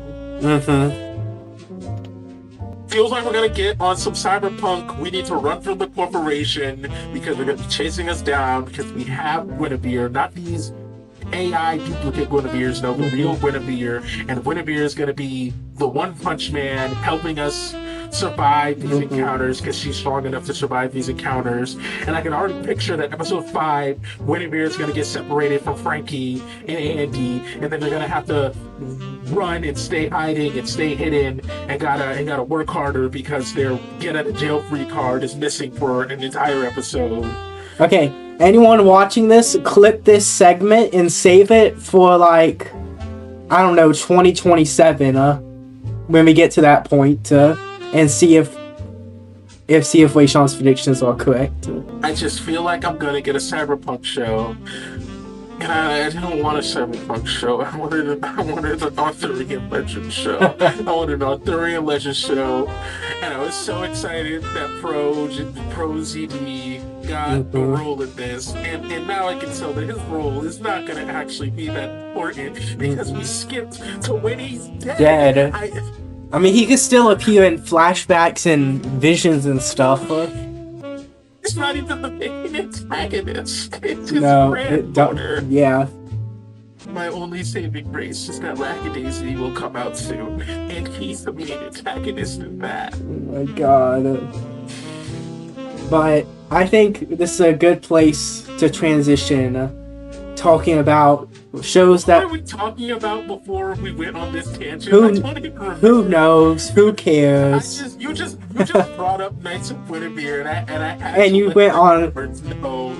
Of me being the one person who's disappointed. I mean, no one else. Everyone else loves this. Everyone else enjoys this. Everyone else is getting their beautifully animated cyberpunk Disney thriller, while I was expecting Arthurian legend amazingness. If you feel bad for Rahshawn, can you please hit that like button, subscribe, and turn notifications on? We upload bi-monthly. Once every 2 months, not twice a month. That's once a month because we're lazy. No, because we have lives. Because we have lives. But dog, if I put my free time into making videos, I would have made videos. All right, dog. I'm gonna be honest. We have the time. I just look over at the idea of saying things to the camera and then editing them together and just go, you know what, I'll do that on a day where I'm free, and then on days when I'm free, I sleep in. That's well, it's 5 o'clock. That's literally me. So and then I look and it's 5 o'clock, and when I wake up and I'm like, well, it's already too late to get started. Exactly. I can go ahead and do it. I'm just using it as an excuse to not. We can make more videos. We can make more videos for you, and in fact, we will. If you guys would start commenting in the comment section, you want more videos from us? Post a comment, interact, show that you're there instead of just viewing us. You heathens who haven't. Whoa! You probably all just stopped an hour ago. I'm the same way when I come home from work. Where I come home and it's not even that the work I do is physically strenuous or anything like that. It's just the fact I have to wake up earlier than what my body wants to. So by the time I get home, I get off at 3, so I get home, I usually take a 2-hour nap, so now it's 5:30, and I just don't feel like doing anything except chilling. So even going out of my way to record this podcast, it took a lot out of me, to just muster up. And to be honest, it's we're complaining about making YouTube videos. And it's Here's the thing. There are so many YouTubers who have a real job and also do YouTube. We can't We can't complain. Use the fact that we have a job as an excuse. They do it. We can do it. We're just not. Also, to any viewers out there, I'll make sure to censor the J word. I apologize for using the J slur. Actually, no, that's the real reason why you just want to chill. Your brain's so rotted by all these memes. I'm surprised you haven't said it yet. Oh, about how it's been about 6-7 weeks since our last podcast. Oh my god. I love seeing all the videos about people talking about 6-7. Like it isn't just 9 plus 10, 21, or 420, or 69. Like just saying it is the joke, guys. Like, yeah. It's not hard to understand what's funny about 6-7. 6-7. It is literally 68 is so bad right now. Literally. It's next door neighbors are famous. Time, then out of nowhere 6-7 comes in, and 68 is just stuck there, being an unfunny number. All right, it doesn't. You don't need this. You don't need this knowledge. You don't need that knowledge. It is funny because we have ascribed it to be funny. It is quite literally just a number. Hey, Patrick. 6-7. Funny. Hey, Patrick, you want to hear something funny? Let me hear it. 24? Oh! You want to hear something funnier than 24? What? 25? Literally, SpongeBob was ahead of his time. Just stop worrying about it. It is funny because it is number, and there's no more to it. No, what I find funny about it is not the number itself. It's like clips people will post from like movies or TV shows where characters say 6-7 or 67%.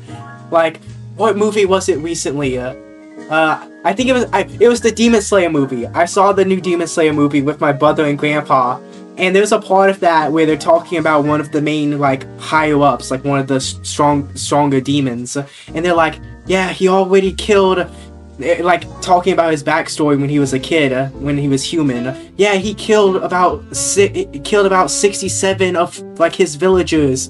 And I just I physically recoiled. Because it took me out of the movie for a second. Yeah, so that's our discussion of the newest brain rot. And by brain rot, I mean just funny thing that Gen Z and Gen Alpha say, but we have to call it brain rot now. You know what? You know what's so funny? It's not. Stop calling it brain rot. It's just a meme.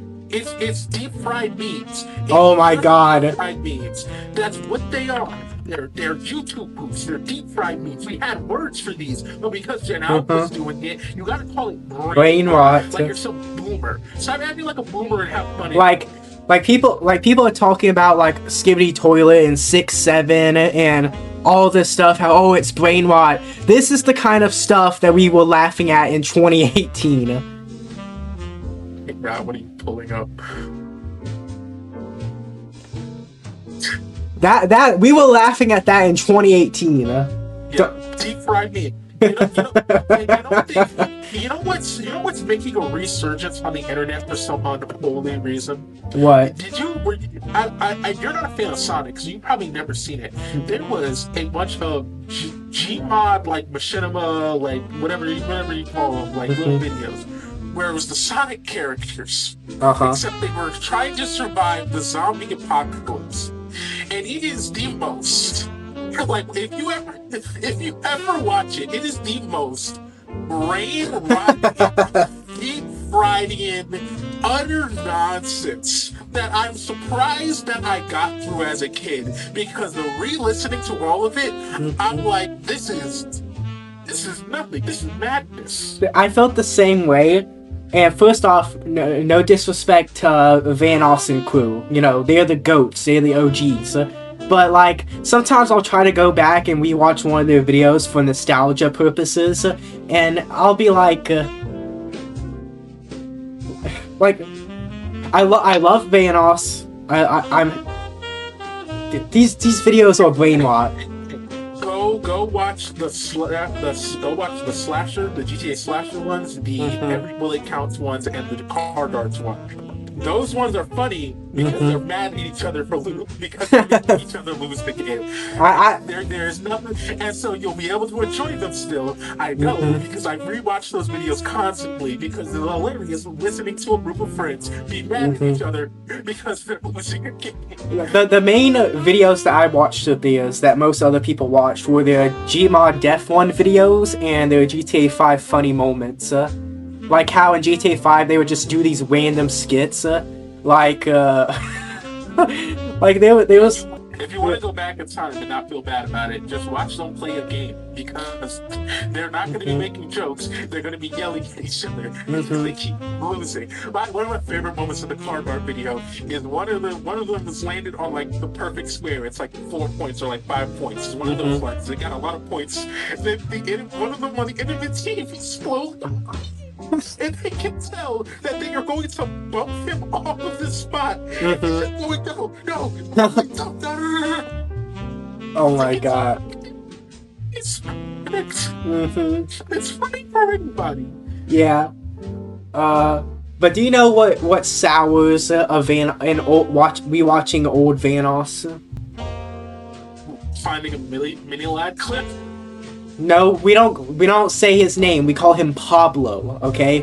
Whenever Pablo appears, if you know, you know. I've got a couple of compilations of them talking about Pablo. There was once a man named Pablo. Pablo was not a very nice man. He liked to... What does he even say? It was like, he likes to touch little boys and girls. And then everyone was like, whoa, what the fuck? And then now it's a joke in the Vanoss community that Pablo was Mini Lad's self-insert. Is Pablo still trying to make it big? Yeah, he still makes videos. Oh. Yeah. No, because we checked this before. I don't remember if we checked it on one of our streams. Go watch all of our...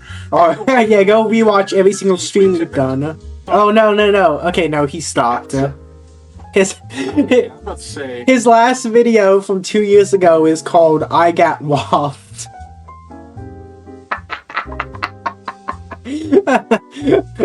I can't believe 4 million people are still subscribed to this channel. Moving on from brain rot. To recommend someone who isn't a pedophile. Go look up a guy called TJB. He made a video called Avengers vs. Mini Lad. It is beautiful. Oh my god, yeah. But Mini Lad is Thanos. And all of the Thanos crew are various Avengers members, and it's cinema. Go watch that every time you think about it. But since we were talking about Knights of Guinevere before, and you were let down by it, let's talk about another show that came out recently that let some people down. I think you can guess which show I'm talking about. Do you really want to?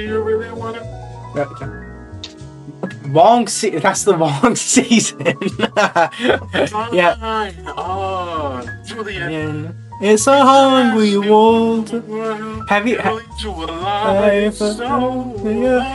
seen all the memes where it's like I sent my favorite one of them. Oh yeah. I remember this. This one is perfect. It's literally perfect.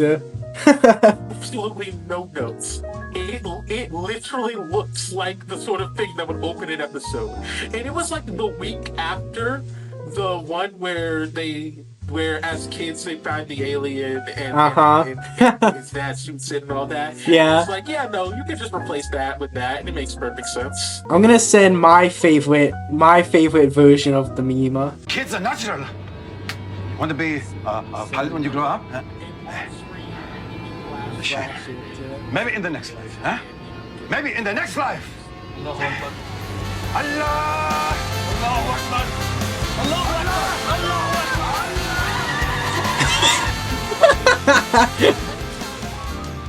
That's the average Peacemaker intro.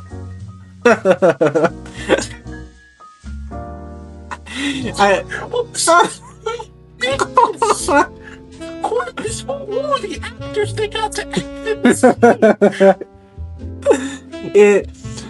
If I remember correctly, it's from like an old skit channel on YouTube.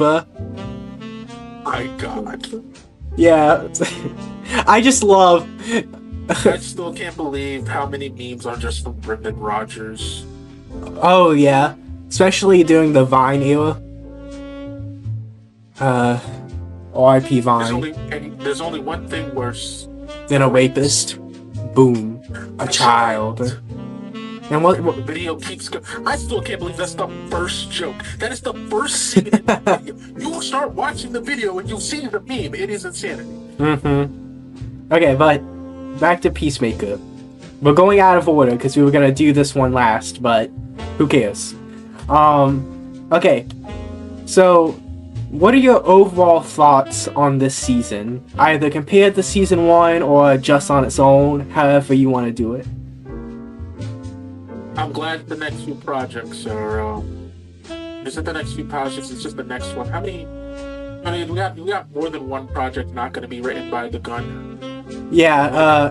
Yeah. Everything next year is not written or directed by him. I'm glad that the gun is getting some time to be repolished.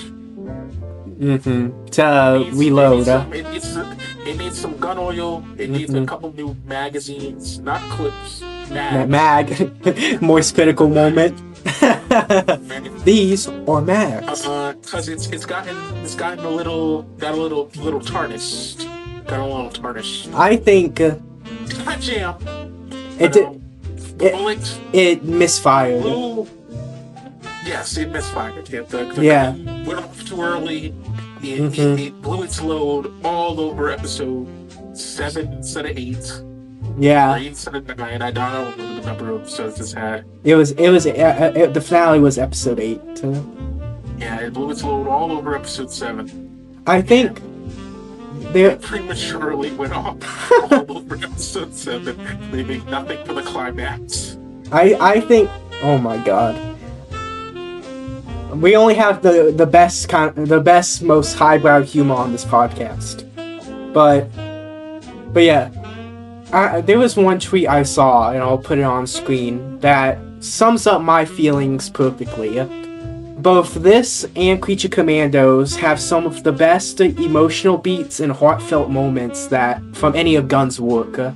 But you can clearly tell that these projects were written during his burnout. You could tell these were side projects while he was working on Superman.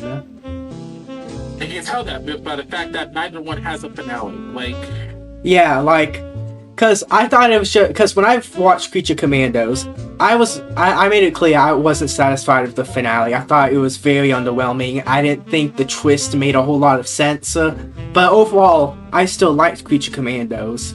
Then we get the Peacemaker Season 2.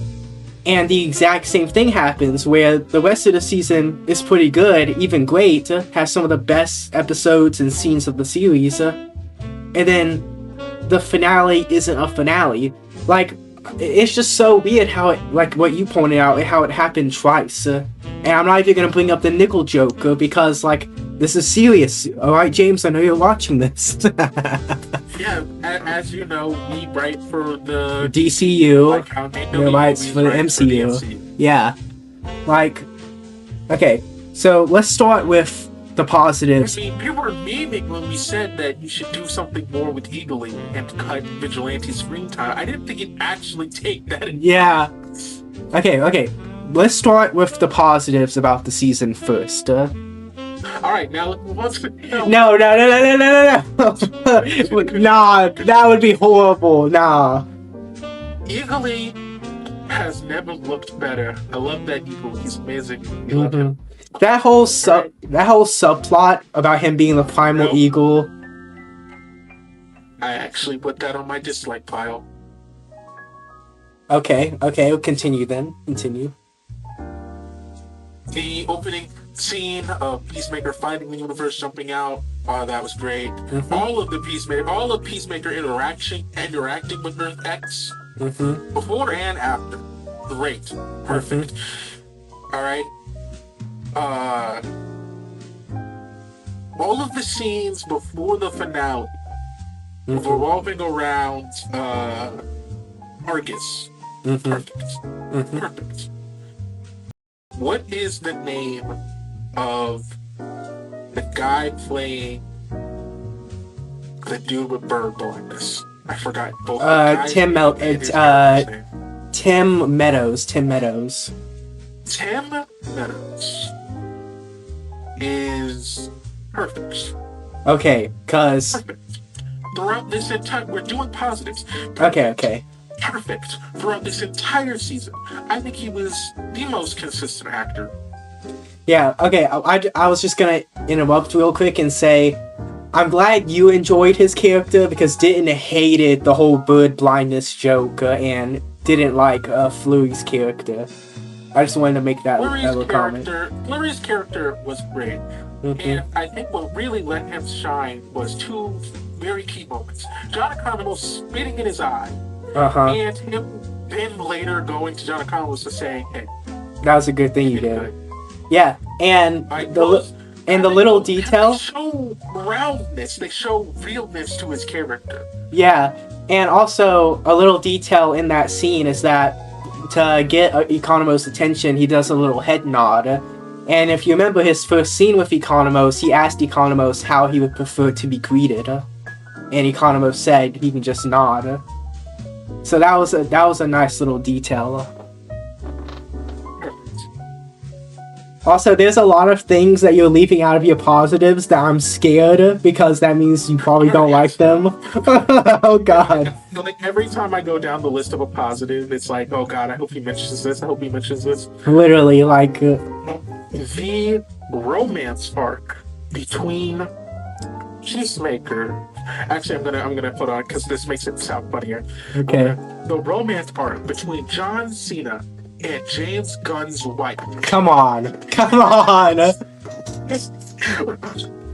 can't tell me that it's not funny that that's his wife. Yeah, have you seen people making jokes about James Gunn's director chair as his couch chair? It's so funny. Like, It's so funny to me, especially on the podcast. Yeah. She like mentioning like how her favorite scene in episode 8 was the scene where she's John Cena. And I was like, this is the most comfortable relationship in the entire world. Because anyone in a relationship where they did not feel safe would not have said that. This is the most stable couple in all of Hollywood. Isn't there a part where they talk about her kissing John Cena, and she's talking to James, and she's like, it was very uncomfortable for you, and James was like, well, if there's anyone I want kissing my wife, it would be John Cena. Like, John Cena, he just seems like the sort of guy who's respectable. Like John Cena, he didn't know how to do a Bond rip. Oh, yeah. It's just a respectable guy. If there's anyone that I can trust would not pull a Mr. Steal Your Girl, it would be John Cena. Yeah, from all like the interviews and like just him outside of like a work environment, he just seems like just the nicest, most like upstanding guy. The antithesis to The Rock. He's everything The Rock wants to be.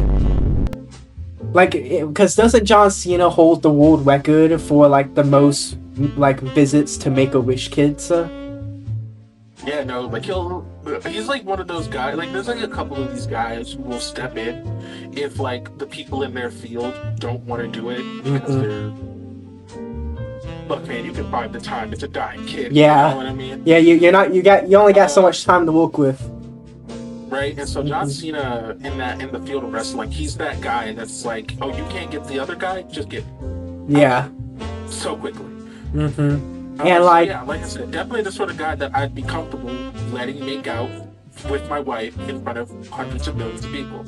Yeah, and like, again, talking about him being so polite and nice, I recently, because there was an old clip that went viral on Twitter where he was doing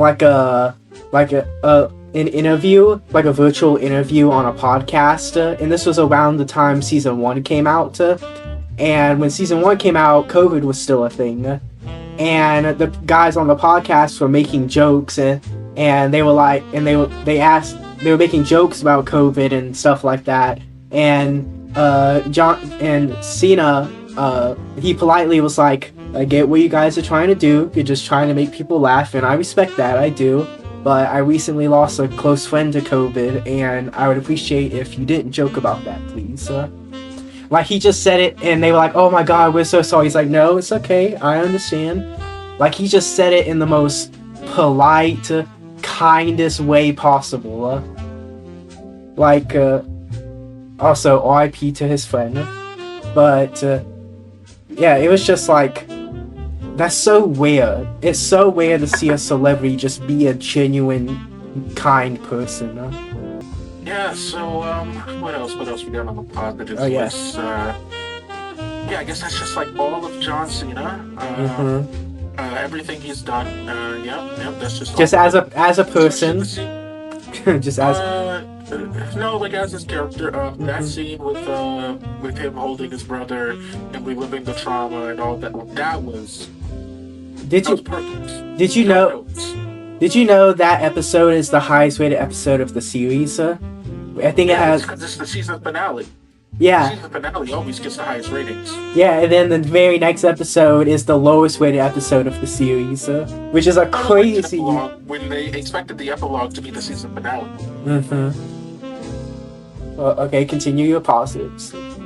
That scene with Adebayo and Judo Master in Earth X was one of the best scenes in the entire show. Where they're bonding? And I think we needed more scenes like it. And there was not enough, and it is part of the reason why episode 8 fails. Okay, before we get to that, let me share my positives. So, I believe that I think season 1 all around is a more complete package, a more complete story from beginning to end, and it's just overall better. However, I think the emotional highs of season 2 and the character work surpasses season 1. Like, I really do believe that everything they do with all the characters, not just with Peacemaker, but also with Harcourt, Adebayo, and even Vigilante to an extent, like everything, like all these characters, and Economos, all these characters are going through something, and when they finally come together at the end, or when they finally team up to go to the other dimension to bring back Chris, it's very cathartic, because you start the season and they're all kind of doing their own thing. Economos is still at August, Adebayo is trying to start her own business and is having relationship issues. Harcourt is, basically committing self-harm by getting in the fights just so she can feel something because she can't get her old job back. Yeah, then, even her old job, just a job. Just a job, and yeah. One thing that she is good at, she got barred from. Yeah, and then you have Chris, who, he wants to feel like he matters. He wants to be an actual superhero. He wants to be admired. He tries to join the Justice Gang. They turn him away. Which, by the way, that entire scene was great. Love that scene, no complaints. So I think, I do think everything from a character standpoint works especially well. Even in the finale, which we'll get to, the best parts are the character interactions. So I love how you said. I love how every character has something to do, and it went down the list. And just like the show, forgot Vigilante.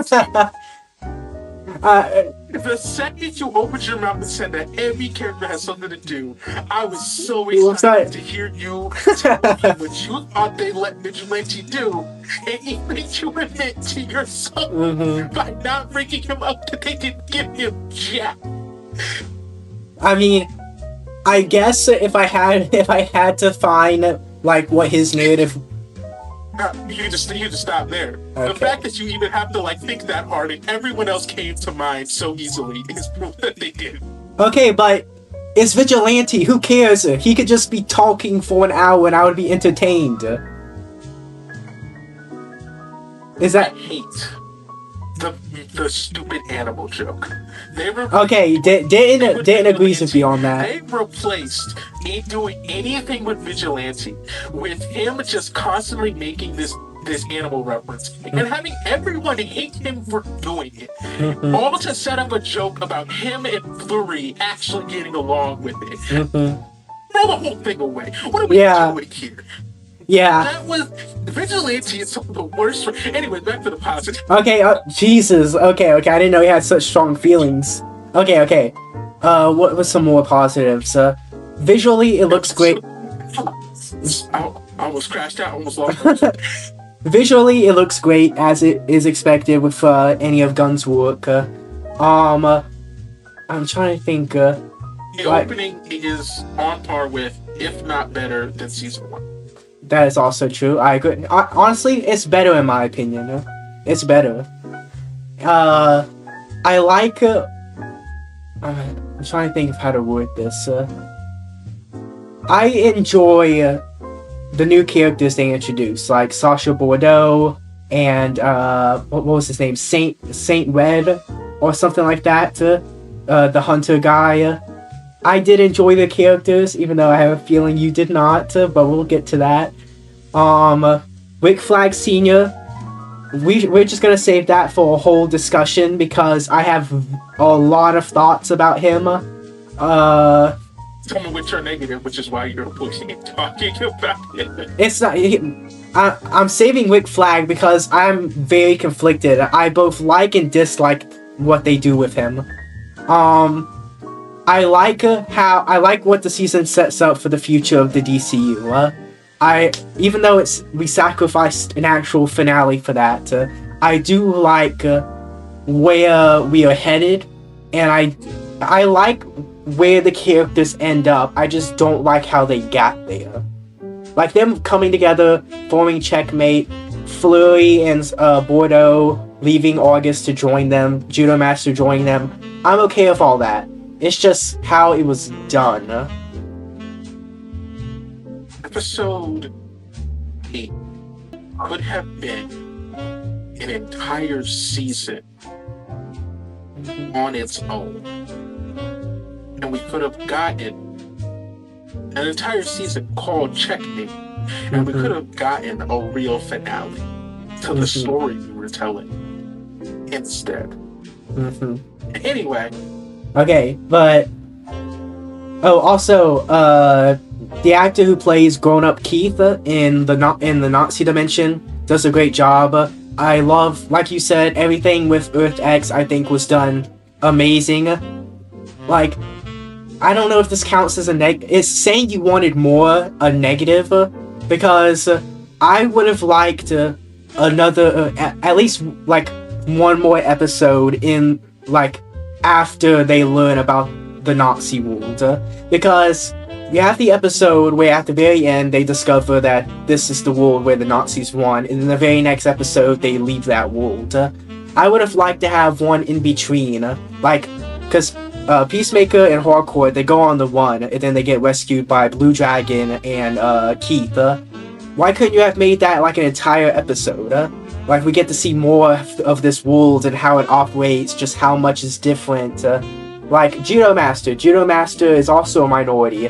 Did he run into any problems when he first arrived? Where did he go? How did he meet up with where Adebayo was? That would have been interesting to see. I do think that falls into a pitfall that a lot of fan writers fall into, which is that they hear show don't tell, and think that means show every nook and cranny of your world to leave no detail unsaid, and sometimes it is fine to leave those details unsaid. Judo Master can fight, and is also smart enough that he would have been trying to like stay undercover and sneak around and look at what Peacemaker is doing. Presumably, while he was doing that, he read a book or two and quickly realized that he should probably stay off the street, and then did so. But you don't need to see that happen. That's the thing. Yeah, we don't need to see it happen, but a big complaint people have is with the pacing. People complain like, oh, the first like 5-6 episodes is just like Peacemaker just diddly daddling in this other world while August tries to break into his house, and then all the Nazi stuff happens and is concluded in one episode. Then you get the finale, which is really an epilogue. I'm just saying, spacing things out a bit more. And I feel like just fixing the pacing in general would have really benefited this season. I guess now we're getting into the negatives. True response to that is that what you want is a different story, like a different, like, you don't want different things to happen. You want things to happen that actually mean something. You don't want to see Judo Master do all the stuff I just mentioned. Yeah. You want to see actual facts about this world and all that, and you could have gotten that without seeing that. I think that the things that they chose not to show in terms of like what Judo Master was doing or any of that, it's not what we need to gain the pacing equilibrium. And that's something I actually agree with.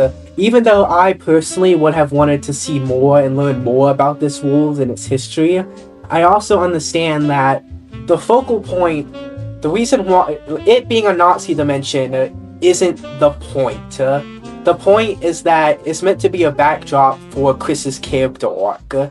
He's meant to think, oh, there's this perfect world where my dad and brother are alive and they both love me and people think I'm a hero and admire me, only for that world to not be perfect, so he realizes he does belong at home with his actual found family.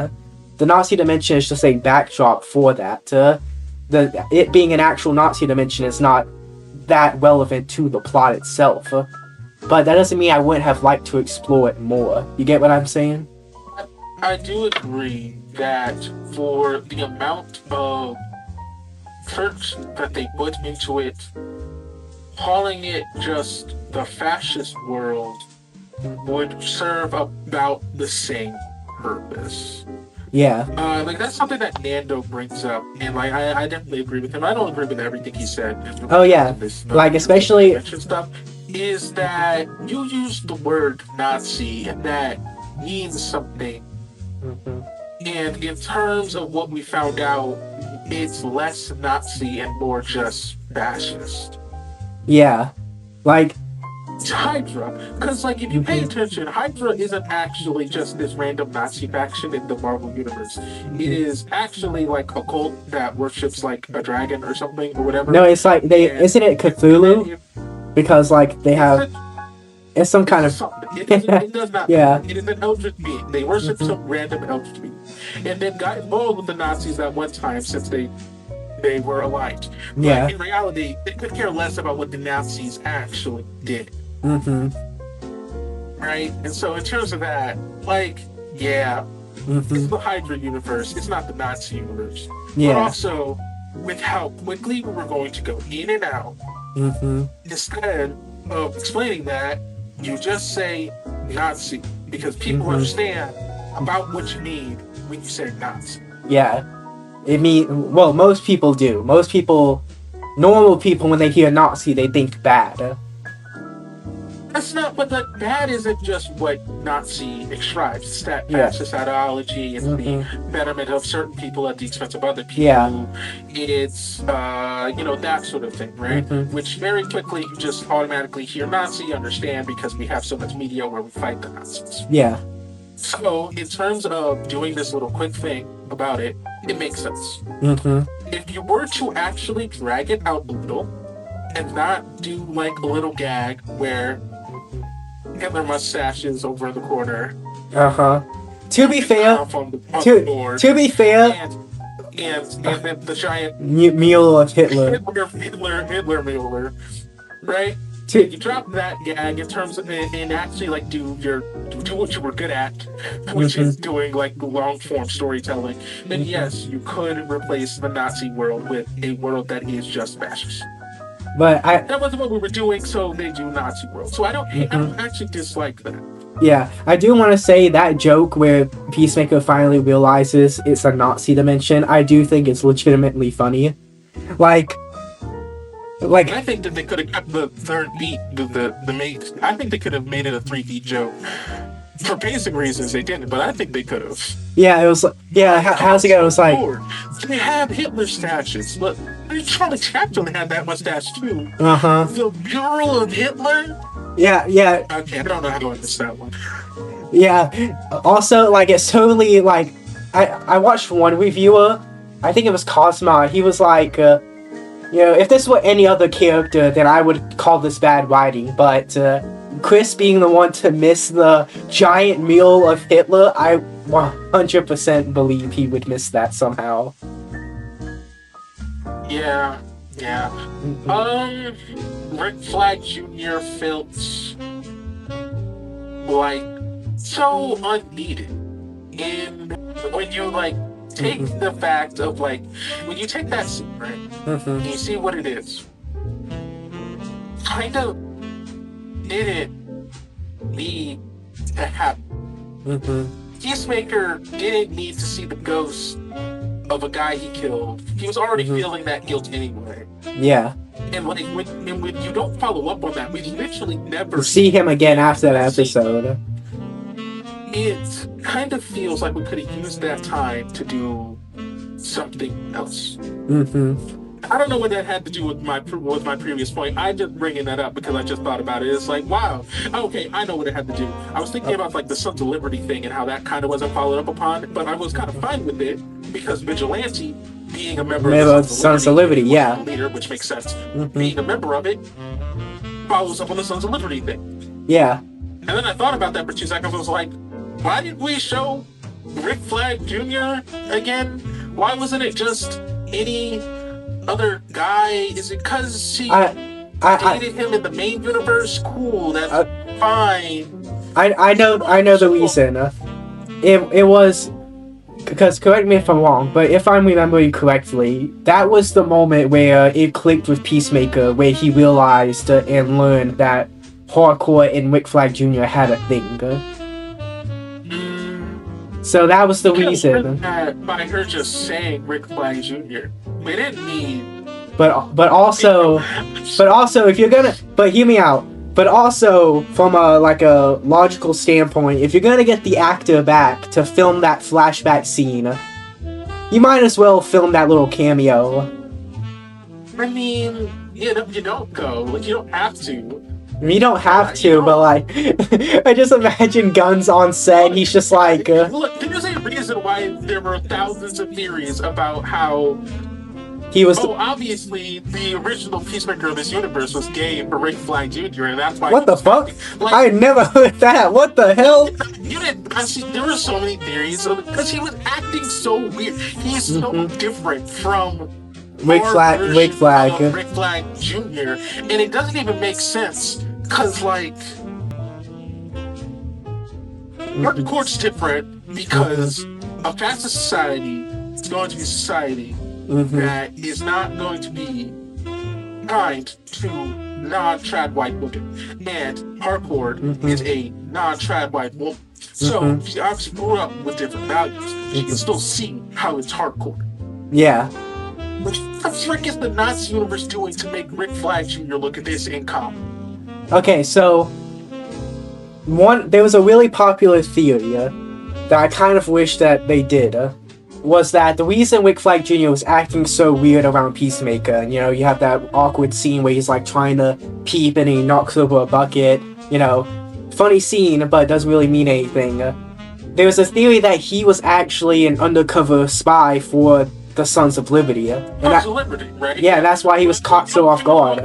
So the scene is pointless. Again, you could tell this was. My problem with it is that you change the behavior of the character without providing a reason, right? And if you're going to show a character from this universe, and you're going to change his behavior so dramatically, it should be as a result of the universe that he is living in, and I don't feel like anything about this universe should be in a way where he looks like a joke. I can't picture regular Rick Flag Jr. He get around the corner looking stupid and then knocking over a bucket. To be fair, this is also the same universe where Peacemaker's dad isn't a Nazi. So really anything's possible. But I 100% get what you mean. Because I feel like that I don't know. Because I feel like there is something to be said about how his dad is on the French group of, I was supposed to believe in our real world by being a neo-Nazi. And then in the X universe with the neo-Nazi, or like Nazi ideology is the main group, he remains on the fringe. Yeah, someone online... So he keeps that part of his identity. Yeah, someone online pointed out that Blue Dragon is a great representation of what a centrist is. Because, like what he said, he didn't like being called a Nazi. He isn't directly involved in the oppression of minorities or enforcing the rule of the fascist regime. But he also doesn't do much to try to stop it. Like, he has all this high-tech weaponry and all these resources. He could have joined the Sons of Liberty, but no, he just chose to keep doing what he was doing. Even though he said that he was doing all he can, that's just not true. So even if he's not a Nazi... and it's pretty obvious that he's failing. Look at Keith. Yeah. He's all in for the propaganda. To be fair, it is implied that he tried to raise Keith and Chris to not be Nazis. Because... It is super easy to raise your kids. Well... And tell them that it is super easy to raise your kids into a belief system in a way that they will not fall victim to the predominant belief system. We have several examples of that. They're called Jehovah's Witnesses. Like, I just, like, it is, like, he did it, like, dog. Like, what is this? But, to play devil's advocate, in the main universe, White Dragon failed to raise Chris to be a Nazi. So in Earth X, he fails to raise Chris to not be a Nazi. So... You know what? Yeah, you know what? I guess it works. Yeah. Like... I feel like we shouldn't have killed his variant so quickly. Blue Dragon? No. Peacemaker? Peacemaker. Or if we were going to, we needed to hear more about him. Yeah, because all we really get is that he cheated on Harcourt, he was like his brother Keith, a racist, and also that he was just a huge dick. That's basically... We even hear if he was we hear from Vigilante, but Vigilante didn't personally know him. Everyone in the Sons of Liberty is going to hate Blue Dragon and Peacemaker and top hero, whatever you call it, Triumph, whatever his name was. Well, because there's like the scene where they fight the Sons of Liberty, they fight for the status quo. Like, we have no proof. Like, there were so many theories that he killed Peacemaker, and it turned out that Peacemaker, it was going to turn out that he was actually Secret Sons of Liberty, and he was actually with the crowd, and he was actually for all this and that's why he took the pills, and that he was trying to hide that, right? And that he actually hated the world that he was in. Well, there's two lines of dialogue that imply or point to him being similar to Keith. Those being when Keith returns home, and his father's like, "Where were you?" And he explains like, "Oh, I was chasing this black lady. I thought one got out." And then his dad's like, "I taught you boys to be better than that." And then later in that same episode, when they're talking to our Peacemaker, and Peacemaker's explaining everything that happened, and Keith wants to kill him for killing his brother. Blue Dragon talks to him and is like, "Look, Keith, I loved him just as much as I love you, but that boy had issues." So, okay, well, here's my thing with it. The first part can be explained as, I taught both you and your brother to act like this. Why are you acting like that? Doesn't mean that you and your brother are both acting like it. It means I taught all of my children. Oh, like I taught both of you, and Peacemaker listened. Keith doesn't. So why are you not, right? Mm-hmm. And as for the second line that you brought up, the pills. He's talking about the pills. He's talking about him going on benders. I mean, it could be more than that. Again, we know he was doing pills, he was going on benders, randomly disappearing, but also he had relationship issues. So with hardcore, which hardcore. is probably also part of the thing, because you can see how excited they both are that he got back with her. I subscribe to, because James didn't even really say anything on his podcast about Peacemaker. He talked about what's going on with the dude who was killed by the butterfly who felt bad, more than he talked about what Peacemaker or X was about. Yeah, and also confirming we see otherwise. And also, like, confirming whether or not that might exist, stuff like that.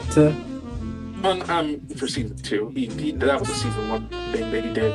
Oh, okay, never mind. So until otherwise, I've subscribed to the belief that Peacemaker of that universe was like Vigilante's father and happened to like hide parts of himself. And so like there was like a really big struggle about like how does he stay in the middle and stay centrist, like his father is doing and like he presumed Keith was doing.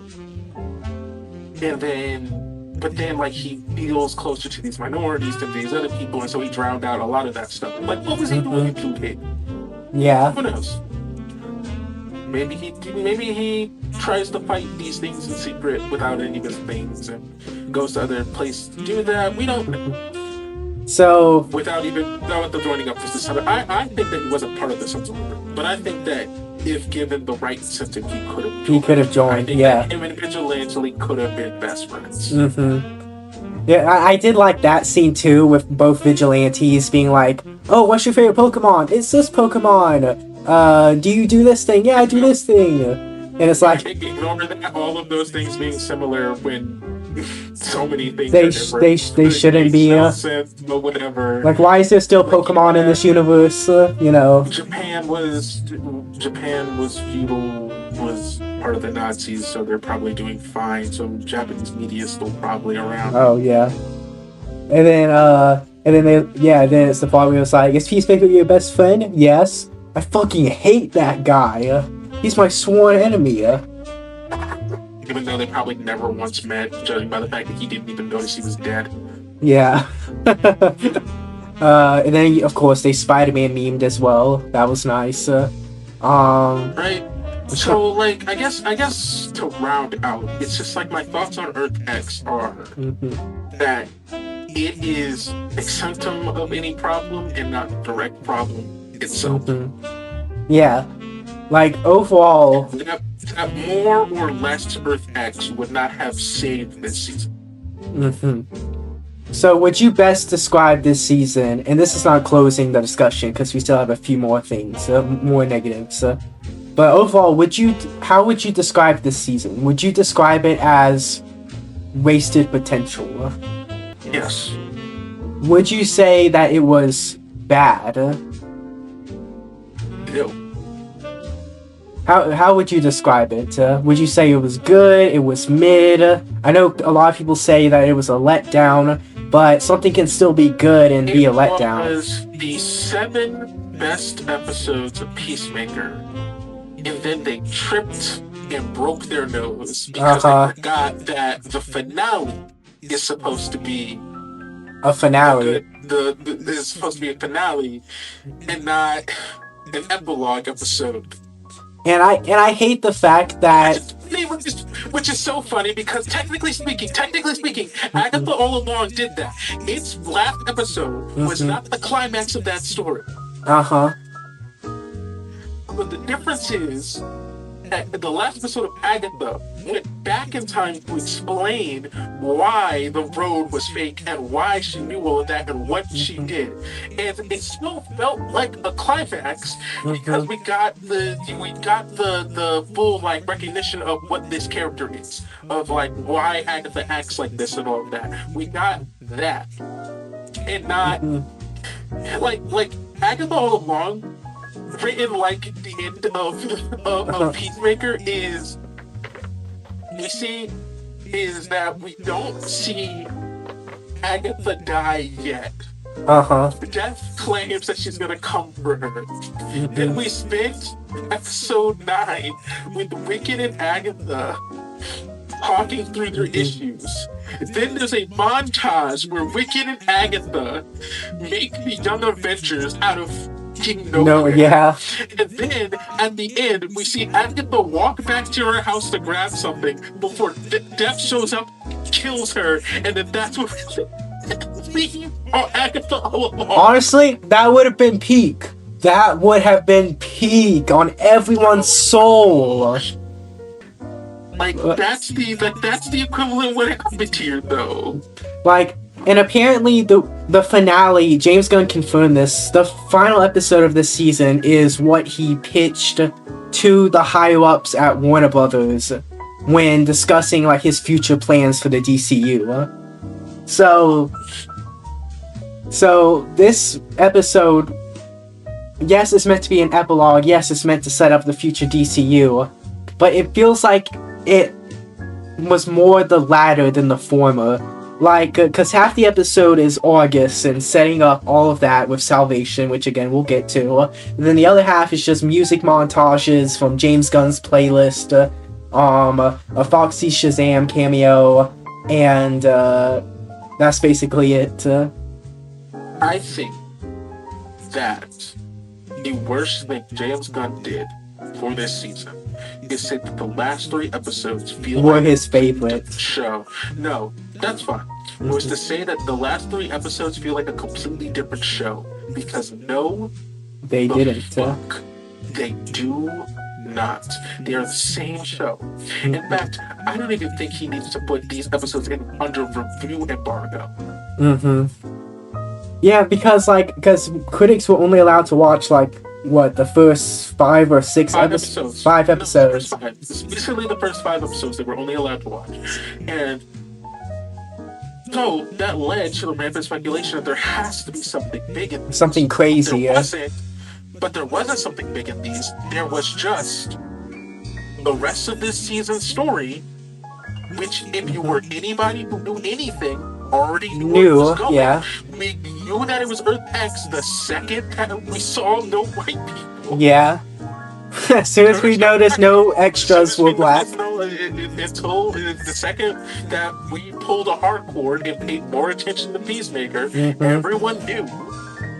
So there was no need to hide that. Yeah. So it felt dumb for that reason. So no one's expecting that the reason that you're hiding these next episodes is that Earth X reveal. Because you made it obvious. Yeah. We're expecting something. Job. Yeah, we're expecting something big. So you say you barred people from watching this. And what you actually barred us from watching is the Man of Tomorrow back pilot, I guess? That's what we needed to backdoor pilot.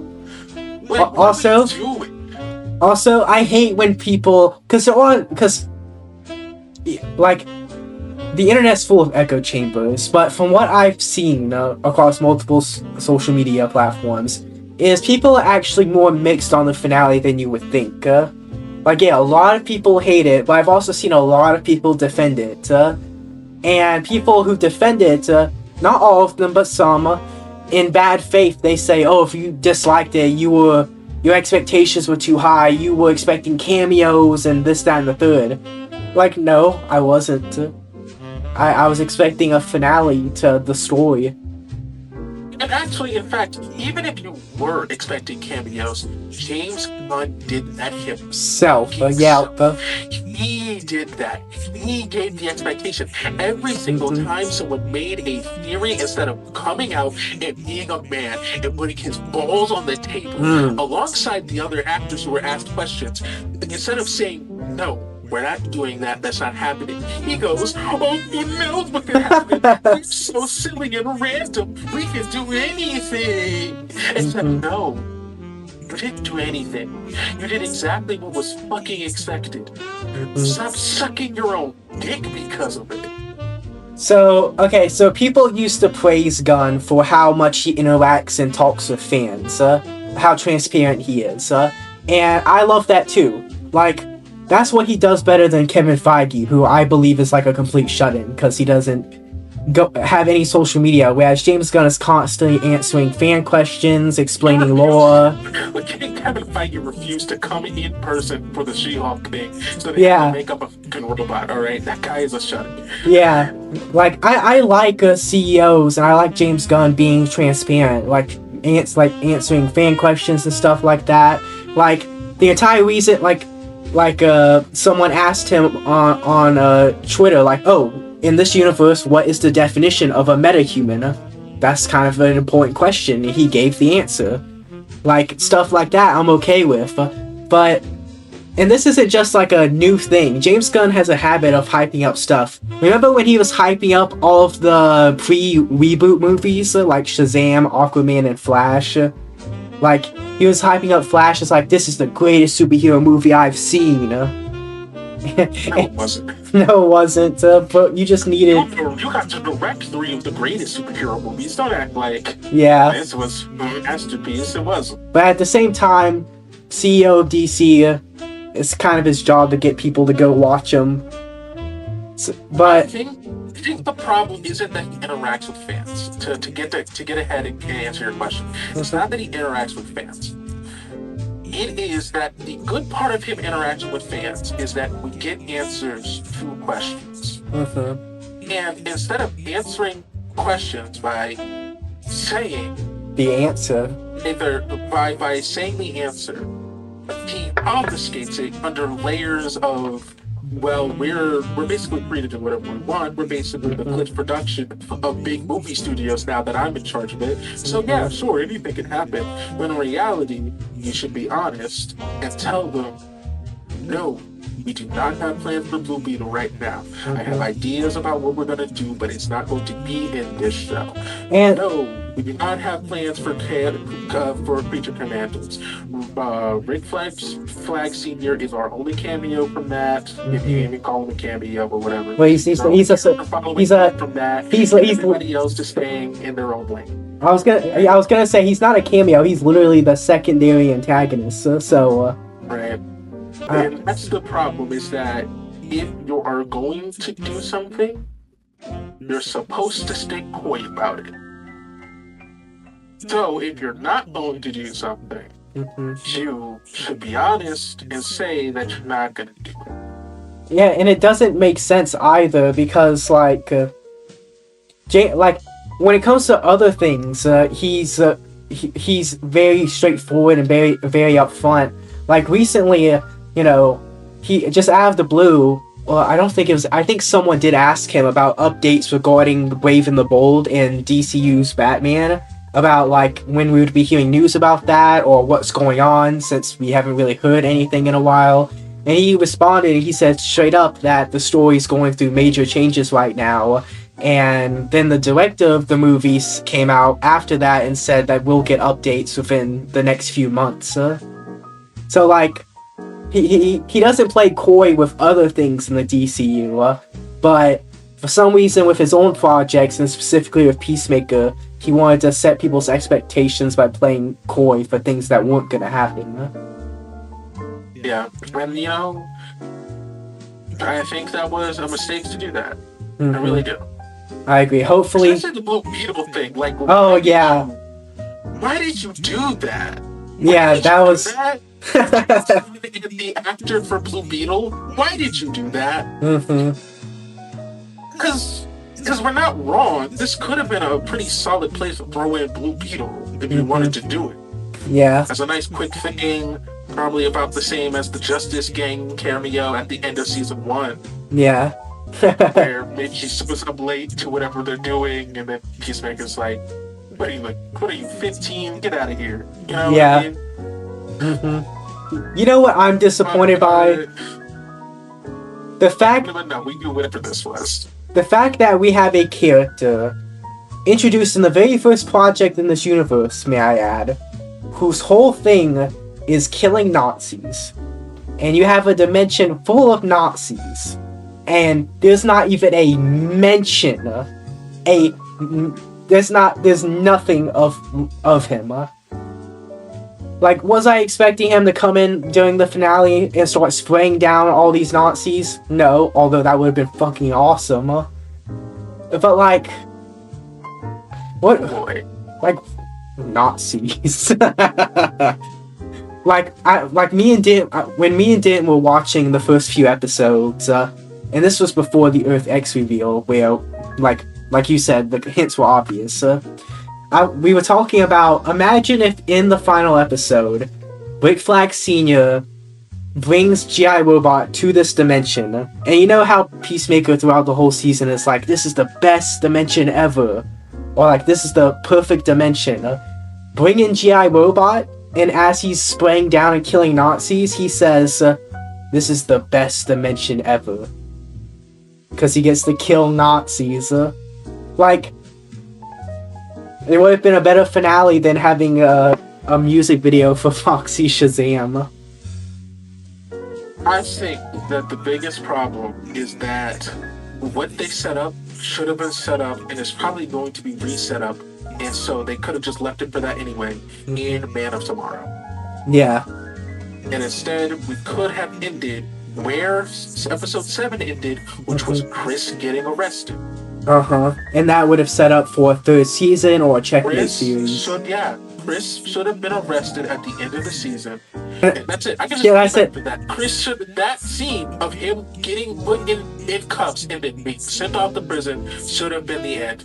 Not him being thrown in Salvation. Salvation's thing could have been a nice little whatever, like a little post-credit thing, or a thing that actually just happens in the movie of Man of Tomorrow.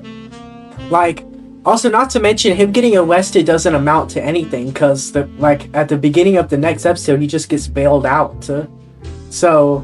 Well, no, you see, it was how Ida Bio was able to convince Vigilante to use the blood money. Drug money. For good reasons. What else we could have just done all of that off screen or whatever and set up checkmate during Man of Tomorrow. I think that's it. I think that is the final problem with episode 8, is that it really is just stuff that should have been seen during Man of Tomorrow. How would you feel if episode 7 was the final episode and it ends with Chris getting arrested, but then there's a post-credit scene where he's thrown into Salvation? How would you feel about that? That would have been perfectly fine. Okay. That would have been great out. Especially if they do like a 3 weeks later or something to imply that maybe something happened in between him being arrested and him being thrown in there that you could flesh out later. Would have been perfectly fine. I think nothing explains how much worse this finale is compared to season 1. Oh yeah, season 1's finale was... Season 1's needle drop moment is Peacemaker, Adebayo, and Hardcore fighting the butterflies, with Peacemaker having his shield and his gun, and he's in his own get out, and they're all doing really cool action shots. That is your needle drop. The needle drop of season 2 is Peacemaker got kissed by a girl, and then he dances. And they're at another musical show on a boat, and they're doing and we do a really cool Suicide Squad style. The Suicide Squad, my apologies. Style walk to the camera with all of these characters, and look, it's Boros, and look, it's Judo Master, and don't ask why they even decided to join up with this thing. We're left to assume why they joined instead of for example, Flurry. The reason he joined is because his best friend at August got killed, and along with a whole bunch of other August agents, and he didn't want to have to work for them anymore, so he joined Checkmate. But they demonstrate that in 2 scenes, and one of the scenes is during a montage of nameless agents dying. Also, and the other scene is just one little note. Look, was it cool that he said that to Economist? Yes. Was that enough to justify him being part of the lineup? No, it was not. And neither was Judo Master's talk with Iabano. Yeah. I did like how every time Judo Master like met one of the 11th Street kids, he's just like, remember that time you did this thing to me? Like when he was. I swear. I swear to God, like I legitimately, I think James Gunn would have killed Judo Master right then and there at the black hole scene, and he didn't need there to be more members for that little walk to feel justified. I legitimately think Judo Master would be dead right then and there.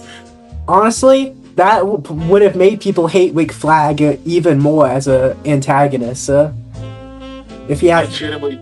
I legitimately don't think Judo Master survived past this season.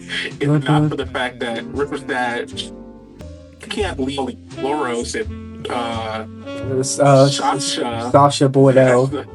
And Sasha as the people. Like, that's just not enough. We gotta bring Judo Master into this. Now, I think it's finally time. I think Checkmate's biggest problem is they do this stupid little walkthrough thing in this giant building.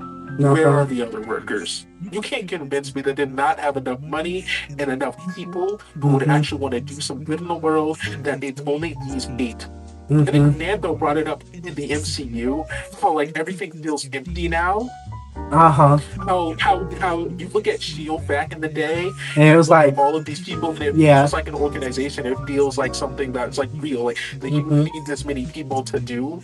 And like nowadays, you just don't do that anymore. It's like 2 people in a room by themselves, barely anybody else, because we don't want to hire the extras. And James Gunn, you're supposed to be better than that. Why do I feel like that Checkmate does the exact same thing? Because wasn't it also Nando who pointed out, like, we're meant to, because August is meant to be like this big like organization working with the government, like it's meant to be big, right? But we only ever see like the same 4, maybe 5 employees and like a couple people in the background at the office. It doesn't really feel like these guys exploring universes. Oh, we got some people's paycheck is supposed to be this. What is happening?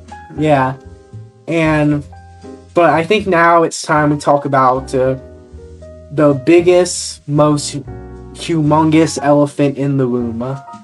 I guess in the quantum unfolding chamber. Rick Flag Sr. I just let it all out. I just want to hear all your thoughts about him, because I have plenty as well. It felt like we skipped 2 episodes worth of development to get to where we were at the finale. You can't convince me that this is the same person from Creature Commandos. No. Who talked to Hardcore in that room and emotionally abused the fact that he's basically her father-in-law. Yeah. You can't convince me that that's the same person who we're seen to be, we've seen is intelligent, would be dumb enough or high enough or dumb enough to get high enough that brushes her off to the side. The second the first person died, the Rick Flag Sr. I know would have pulled Hardcore off of the teams that are allowed to go in those universes. I disagree. Do we have any evidence that he actually cares about her outside of manipulating her? I think that he is smart enough to know an asset when he sees one, and he is smart enough to know that he should not waste this domino on the quantum unfolding chamber. Okay, I think that's fair. That's a good point. This person is probably the greatest ace in your hole that you have. At controlling Peacemaker in case something goes wrong with that, at controlling other people inside of this organization. She is loyal to you for a fault. Why would you risk losing that in the zombie dimension? Yeah, or the one with the imps, the candy dimension, or the screaming skull dimension. Yeah, which they just, or the black hole dimension. Yeah, the dimension that's just a black hole. Also, I'm trying or the boys dimension, or or the Thanos one dimension, or the dimension where Ghost Rider is actually a bad person, or you know what I mean? Like, when it's, like these dimensions could hold anything. And you're telling me that you're gonna waste that domino on this on grunt work? No, you wouldn't. Okay, so I have a lot to say. Even worse than that, you would think that the domino is so useless now to you that you don't even flinch when he very blatantly points out that you told her to call you Rick, and that was like a whole thing that you were on about for ages, and she finally actually did it. You kind of just whatevered her. Because it was a manipulation tactic. A smart, but that's the thing, is that a smart manipulator doesn't stop manipulating at that point. She's still useful. A smart manipulator goes, oh my god, I'm so sorry. I don't know what I've been on, this, that, and the third, and lies to her face. Yeah. And maybe she realizes it's a lie. Maybe she doesn't. But a smart manipulator doesn't go, yeah. And then go back to talking to Joe Smo. Yeah, yeah. The Lex Luthor. The Lex Luthor goons. Goon. What are we doing? Yeah. However, I want to make a case, an argument, if you will, that Rick Flag, because I've seen people say that Rick Flag Sr.'s character in Peacemaker Season 2 is character assassination. And correct, it's not been assassinated. Yeah, I do not agree with that. I believe his heel turn could have been handled better, but the seeds were planted for him going from how he was in Creature Commandos to how he is now. It's just that the seeds weren't watered enough. Creature Commandos. I would like to note that they were planted in Creature Commandos. And in Superman 2. If you don't remember, there's a scene in Superman, which when the movie first came out, people were like, why is this scene here?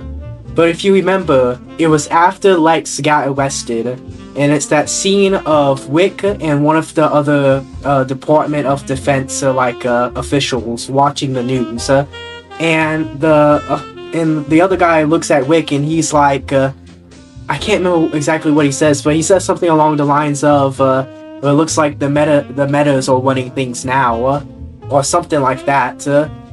And people point to that as the moment where Rick Flag really started to question his trust in metahumans. Because if you go back to Creature Commandos, people say like, oh, him hating metahumans doesn't make sense. Firstly, he doesn't hate metahumans. He's only working with Lex because it benefits him, and it is pragmatic for him to get revenge on Peacemaker. Second, he was not buddy-buddy with Task Force M. Like, yeah, he made conversation with them and tried to get along with them, but Phosphorus literally tried to kill him. He had his spine broken by Clayface. Like, he's not cool. At the most, he's tolerant towards metahumans. Or at the very least, he doesn't care about imprisoning them if it lets him get what he wants. And about the whole thing of people saying like, oh, well, he's too smart to be manipulated by Lex Luthor. This is the guy who was willing to endanger the future of the world over some butt because he had a one-night stand with that princess. Dog, Lex Luthor is top 10. He's top 5 intelligent people in the world. Rick Flag Jr. doesn't even, Senior doesn't even appear on the top 50 list. What are we doing? Yeah, like, so it is completely in character for Rick. Oh, go ahead. It's like Batman, Lex Luthor, Mr. Terrific, and like 2 other guys, and then the whole list was actually made by Mr. Terrific. Yeah. I love that scene. That scene's so great. What do you think wrote the list? Yeah, that is. I guess Mastermind. Is that what he's called? The little bug guy. That. Yeah. The caterpillar. Yeah. With the I don't know, Shazam. Like Wisdom of Solomon ain't nothing to scoff at. No. The caterpillar's name is Mr. Mind. I think that's Mr. Mind. Let's say that's the top 5 of the DC universe. No, get Shazam out of there. I know he has the wisdom of Solomon, but like, come on. I'm talking about like all of DC. I'm not just talking about that one movie. I know. I mean, that guy doesn't get to be claimed top 5 at all. But like in general, Shazam's actually a pretty smart guy. Yeah, like isn't there an episode of the animated Justice League series where him and Superman fight because they disagree on like how they view Lex Luthor? Because Superman's like, oh yeah, Lex Luthor is one of those people that just can't change, and then Billy, he's like, there's that scene where he gets angry and he's like, maybe people can change, maybe he can turn into a good guy. And all the other members are, looking down on him because he's just a 10-year-old boy. But they forget he has the wisdom of Solomon. Like, he's not just... Like, yeah, this is partly his childhood innocence, so looking for the good in others, but it's also fueled by the fact that he is very wise. But yeah, that's a whole other thing. The point being that... it is completely to defend Rick Flag. Senior. Yeah, he has been characterized as someone who is willing to put others at risk and jeopardize his mission to get what he wants. And he is also very easily manipulated and can be motivated by selfishness. That is his entire character. Not to mention, are we forgetting he worked with Amanda Waller? He was like Amanda Waller's right-hand man. This isn't a morally good person. In fact, James Gunn even responded. I'll send it, because I've had this saved. I'll send it to the group chat. He even responded to the misconception that Rick hates metahumans. Yeah, there we go. I've sent it. Yeah, I've read this before. Yeah. You said it before. Yeah, but it's flashed up on screen now. Yeah. And... here's the thing. Here's my thing. Mm-hmm. The difference between Rick Flag Sr. and Rick Flag Jr. is that if sent on that same mission in the Suicide Squad, mm-hmm. Jr. dies trying to inform the public of the horrors of the United States government. Mm-hmm. Senior doesn't give a fuck. Yeah. Also, I do like... I don't know if it was intentional, but I like to imagine it was that Rick Flag Senior's heel turn, him becoming what he is by the end of Peacemaker, he's become the very thing that his son died fighting against, and I think that's very poetic, and I like that. I hope that was intentional. And it makes sense because he said it himself that his son is a good man. Of what made him better. It made him better. He was a better person with his son because he needed to be. He wanted to live up to what his son wanted the Rick Flag name to stand for. Yeah, because if I remember correctly, his backstory, Rick Flag Sr., is that he joined the military solely for money, so he could provide for his family. Then his son grew up, joined the military out of genuine patriotism, and that motivated Rick Flag Sr. to want to be better, and to be a better, patriot for his country, to defend his country. So... I'm not sure if that's the origin or not. I haven't really ever looked into this set of characters, but it would make sense. Yeah. It would make sense. And by the way, that scene where he's beating out Peacemaker... That knee to the face was insane. Absolutely crazy. And it's even crazier when you remember Rick Flag Sr. is the same age as his actor, 60-something. So, my problem with this season as a whole is that it wastes time on what turns out to be the irrelevant. Everything that you set up in a show or a movie should be important to that show or movie.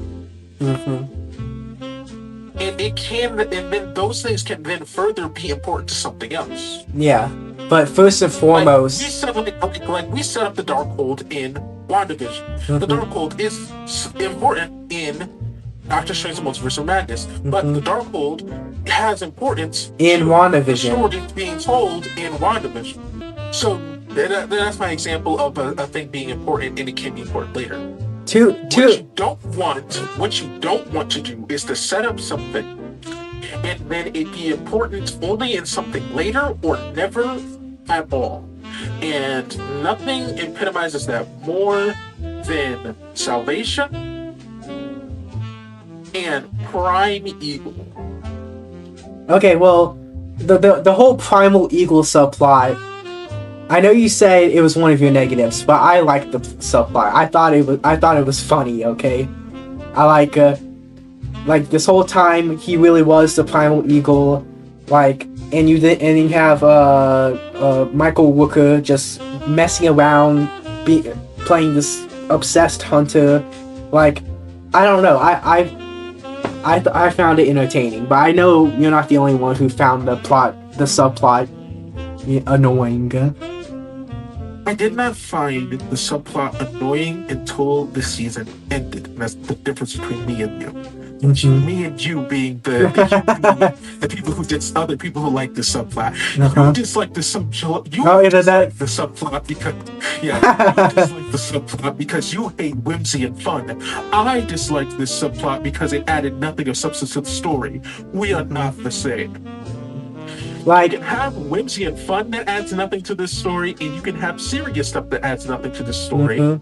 I literally just announced those things. Serious stuff, Salvation, and whimsy stuff, Prime Eagle. And they can both be bad, and they are both bad for it. Yeah. Although, again, just to play devil's advocate, I love doing this. I love defending stuff. So your example of Darkhold and WandaVision being important to that story, but also happens to be important to a future story. You could argue Salvation. You could argue that applies to Peacemaker as well. Even though, he's gone through this whole emotion. I think the best example of that would be, I guess, Checkmate. I do think that most versions of this story should end with Checkmate becoming a thing in existence. It is important and is a good compilation of what this story is kind of about, which is, at the end of the day, wanting to build something better than what we're working for now. And using drug money to do it. Yeah. You know what I mean? Not just drug money, human trafficking, just blood money in general. Right, and using blood money to do it. So, Checkmate is something that, if I were to have written this and been as smart as James Gunn, which I'm not and didn't, it would still be there. So, I'm not hating on Salvation. And I'm not hating things just because they feel like they're really good for future stories. It's just, we spent a lot of time with a lot of things, and I know for a fact that these things will be re-explained to the people again later, and that it will be fine. It's gotten to So if that's going to be the case, why are you ruining the story we're watching now for something that is going to live with or without it then? That's the problem. And I think the MCU has conditioned people now to recognize this, that although it's always been the case that you don't need to watch the TV shows to understand the movies, it gets to a point where you ask, what's the point of the TV shows then? Because a lot of the TV shows, looking back retrospectively, only serve to set up future plot lines. But if those plot lines, when they get reintroduced to the general audience, they're just re-explained, doesn't that make the whole setup pointless? for example, Falcon and the Winter Soldier, good series, but like Brave New World explains not everything, like all the stuff with the flag smashers and all that, because that's not important to the story of that movie. But like, you see Sam has a new sidekick. You find out, Isaiah's one of the first Captain. Is he the first or one of the first Captain Americas? He is denoted as important in that movie because he is the Vietnam Captain America. Yeah. So you have Joaquin even says something like, oh man, I read about your fires and all that. Yeah. So all that got introduced in Falcon and Winter Soldier, it just gets briefly reintroduced in the movie. So what's the point of watching Falcon and Winter Soldier? Like, I would argue against that very simply by Iron Man 1 is explained at the beginning of Iron Man 2. So I don't need to watch Iron Man 1. Like, no, I don't about that. Don't worry, like every story is gonna need any story that is going to follow up on something or continue something is going to give you enough information that you are going to understand what's going on and just kind of be able to go with it. Yeah. So like, just because it's a TV show now and not a movie doesn't make it any more or less important for you to watch it.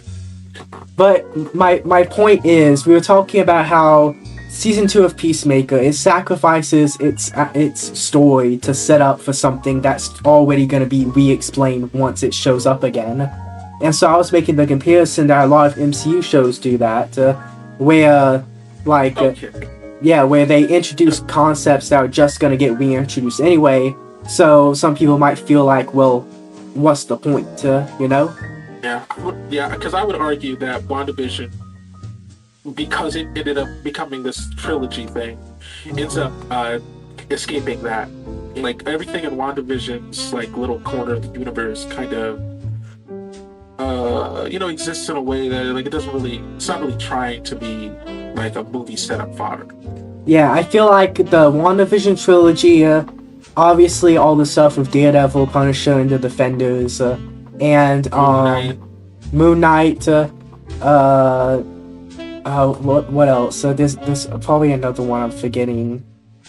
And I like both seasons of Loki. That's what it is. Loki as well. Loki, I feel like, Loki is an exception because even though that series introduces Kang as a character, he doesn't officially debut until Ant-Man, and in that they don't recap what happened in Loki. Like, there's not a scene where Kang's like, oh yeah, there was a Loki variant who killed a variant of me who yada yada yada. Like, they don't do that, so that does kind of exist in its own bubble. Right, and Deadpool and Wolverine basically existed without the Void or the TVA. It took like a small rewrite to change that to be the Void of the TVA. Yeah, because wasn't it? Because the original plan was that something like that. Yeah, development hell, and then Marvel's like, hey, we have this place that characters get dropped off at that don't belong. Oh, okay, bet. Like, like, the TVA works so well without having known anything about the TVA. Like, yeah, we're just this universal police force. My bosses no longer want to do things this way. I want to keep doing them this way, and it's evil. Like, you've seen that concept. Yeah, I was about to say, I think the TVA works, because I do remember before Deadpool and Wolverine came out, obviously you had people who were like, oh, do I need to watch Loki to understand? No, because the concept of like an interdimensional, like multiversal police, like time police, that is nothing new. Like, let's say you only watch the Deadpool movies, you're not like a huge fan of the MCU or anything, and you watch Deadpool 3, you can follow along, because chances are you've seen stories where they have time police before. Time police are a pretty broad concept, yeah. Yeah. I mean, you can kind of map the TVA onto like the Matrix, like with the the John bots. It's like a like imagine like the what are the main bad like little the bots that are all the same. There's that faction called. I don't know. It's part of it's like if it's like that faction got like replaced by people who were like, actually, you don't have to stay in the Matrix, but if you want to, we'll be extra nice to you. And then one of the bots were like, no, I liked it better when we were and making them believe that it was all real. I wanted to go back to how things originally were. Like, it's such a concept that just makes sense to me. Yeah. Also, no, I shouldn't say that. I was gonna say, now that I think about it, now that Kang's out of the picture, what does Loki... See, I don't want to word it that way. I was gonna say, what does... No, go ahead and word it that way so I can debunk this argument that so many people have about these sorts of universes nowadays. What? Go ahead, say it. Because I know what you're gonna say. Say it. The problem is, it is probably gonna tie into Avengers Doomsday. So, like... No. Okay. Say it. I was gonna say... Say the thing. What does Loki add to the universe, in retrospect? Hey, see, that's the problem to begin with. Stop watching these things. Stop watching... waiting for what's going to be the cameo in the next thing, and waiting for this, and waiting for that. Watch the thing and enjoy the story. Yeah, no, I'm not... That's all you have to do. Yeah, no. It doesn't need to set up anything. It doesn't need to exist to be a thing for the next thing. The next thing should exist and look back and then go, maybe I can expand on that.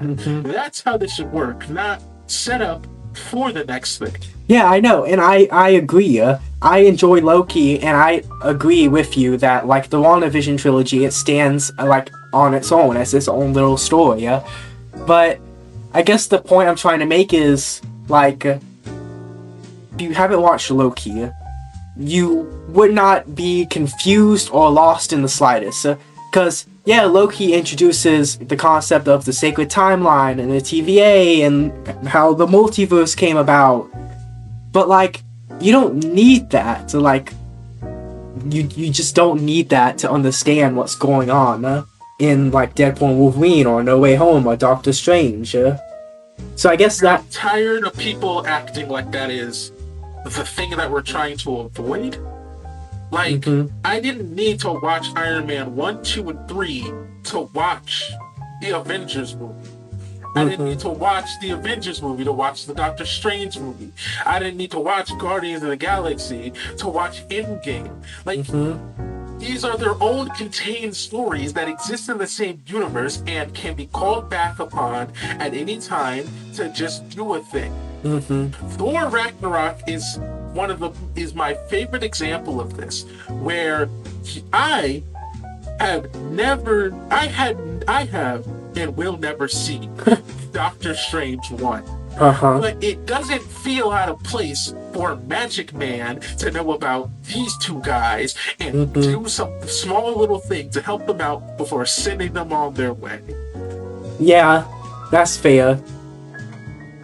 I guess maybe I haven't done a good job illustrating my point, because I do agree with you. I guess the point I'm trying to make is that, like, cinematic universes are like a double-edged sword, especially when you start to expand into multimedia, because you have to play this balancing act of, how do I tell a self-contained, satisfying story while that pleases everyone? Because, like with the MCU, you have fans that complain and say, oh, this thing doesn't connect to anything or set up this.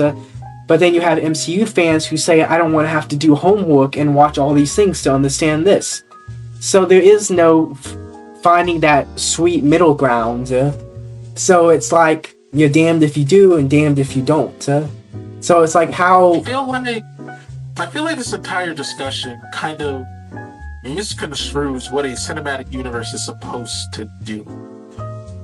All the cinematic universe is Is a is a group of movies that exist within the same universe. That's it. That's all that you have to do to be a cinematic universe. The Fast and Furious franchise is a cinematic universe. The Sonic the Hedgehog movies is a cinematic universe. No, the fuck it's not. No, it's not. The Rudolph the Red-Nosed Reindeer little, remember those Christmas movies? Yeah. And it's like Rudolph, and it has that one really good song with the Miser Brothers that everyone brings up once it becomes around winter time. I'm Mr. He's Miser. I'm Mr. I'm Mr. What? Yeah. Right? There were 4 movies in that little cinematic universe, except that everyone only remembers 2 of them because one has the song and one is literally Rudolph the Red-Nosed Reindeer. Right? Those are all cinematic universes. You have to do nothing more and nothing less for your cinematic universe. Every single thing does not need to thread together, and every single thing does not thread together. I really feel like people have way too bright of rose-tinted glasses looking back at Endgame's saga, even though it wasn't even a saga, and so we started calling it that because Disney did.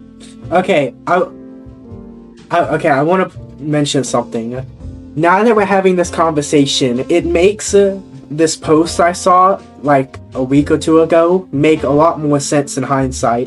Where I can't remember exactly what the post said, but it was something along the lines of one of the MCU's biggest mistakes was how did it word it? Basically, what you're trying to say about how having this universe, but also having an overarching narrative, has hurt to how people view movies. And when I first, I think the biggest failing of the MCU is that after Endgame came out, it went, and now you can enjoy the Infinity Saga, all 24 parts of it, 29 parts of it, 54 parts of it, whatever how many movies there were in this thing. When that wasn't the point. There actually isn't a real overarching narrative. The only overarching narrative these people are talking about are in the Avengers movies. That's the only time Thanos is really brought up.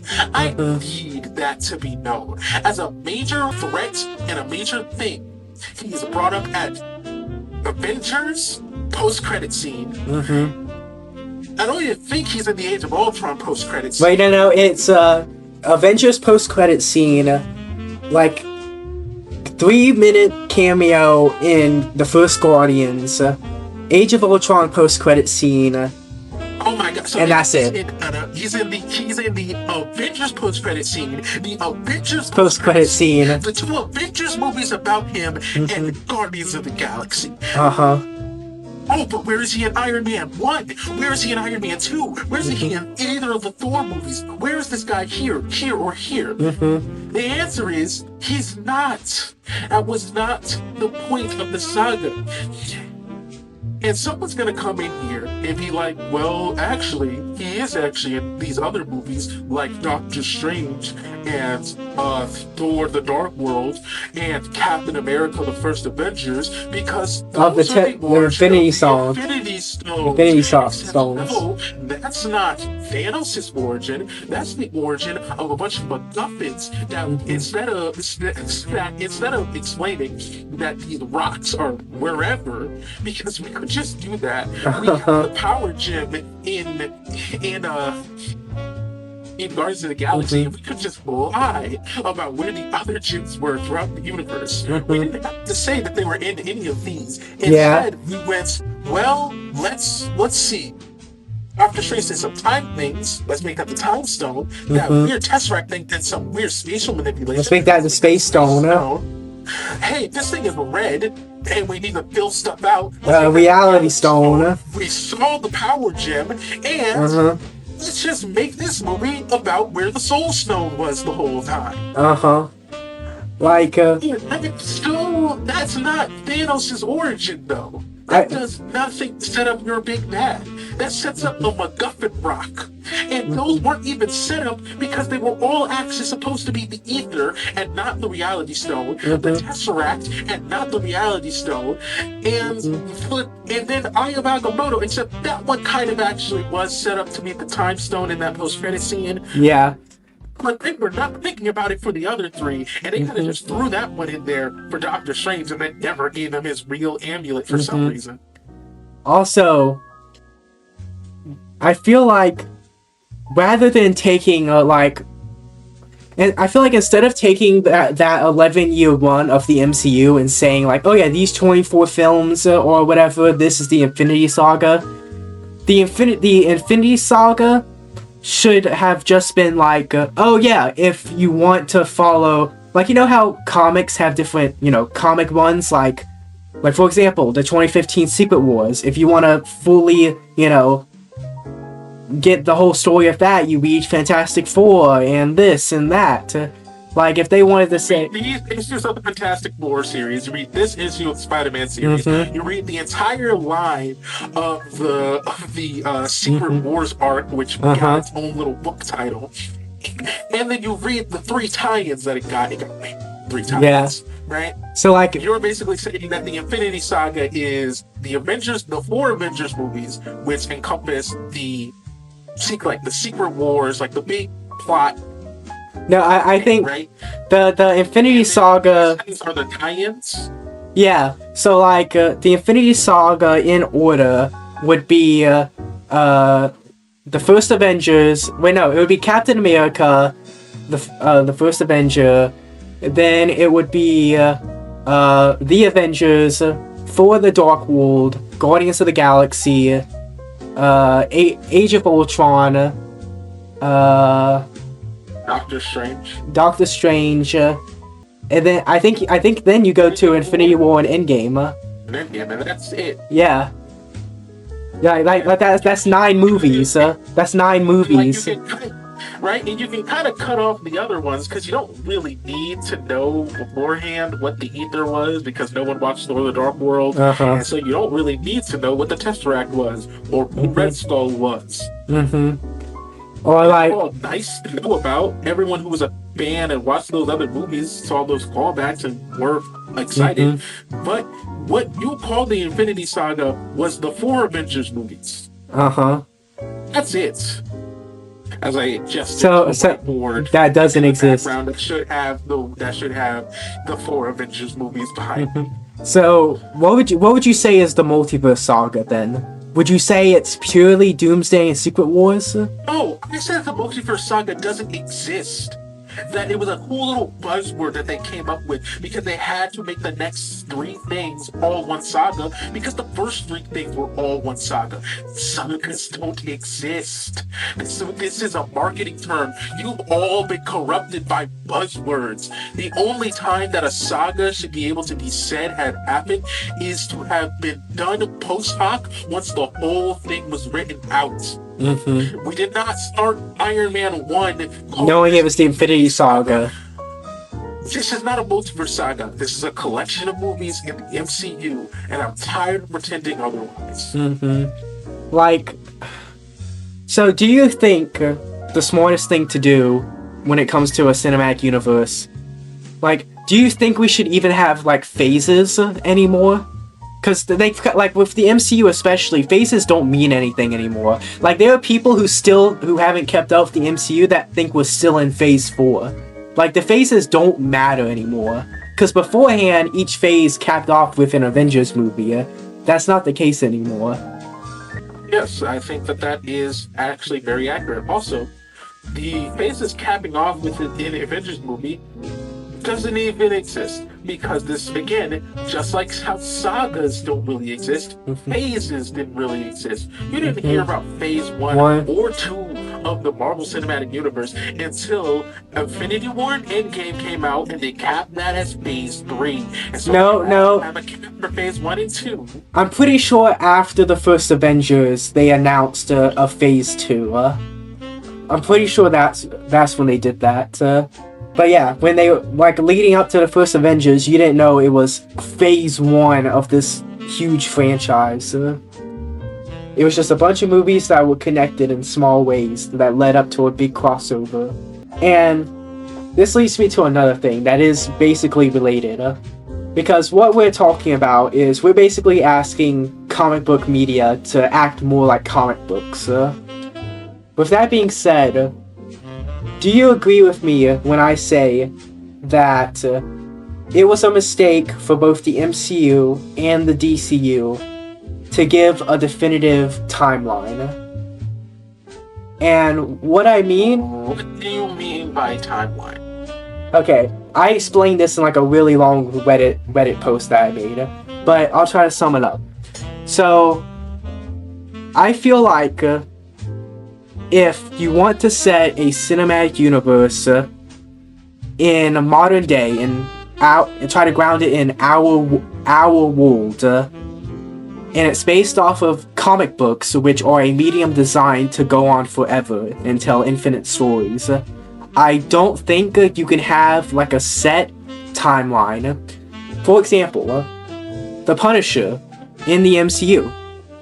He's roughly the same age as his actor, John Bernthal. He's almost 50 years old. He was a veteran in the Afghanistan war. What are you gonna do when his actor gets too old to continue playing the character? You can't recast him with a younger actor because chronologically it wouldn't make sense. Why is a 60, 70-year-old Punisher being played by a 30-year-old? I feel like live-action comic book media need to have a sliding time scale like comics do. Like how Spider-Man in Earth 616 is the same Spider-Man from the 60s, and he's still in like his 20s or 30s. I feel like otherwise you have to complicate things with reboots and all of that. I feel like the timeline thing is not a part of my problem with these movies. It is a different discussion. It's adjacent to some of the problems we were talking about before, which is why I brought it up.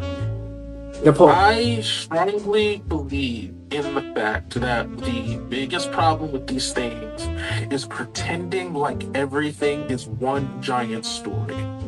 Because just like in comics, it's not. It's not one giant story.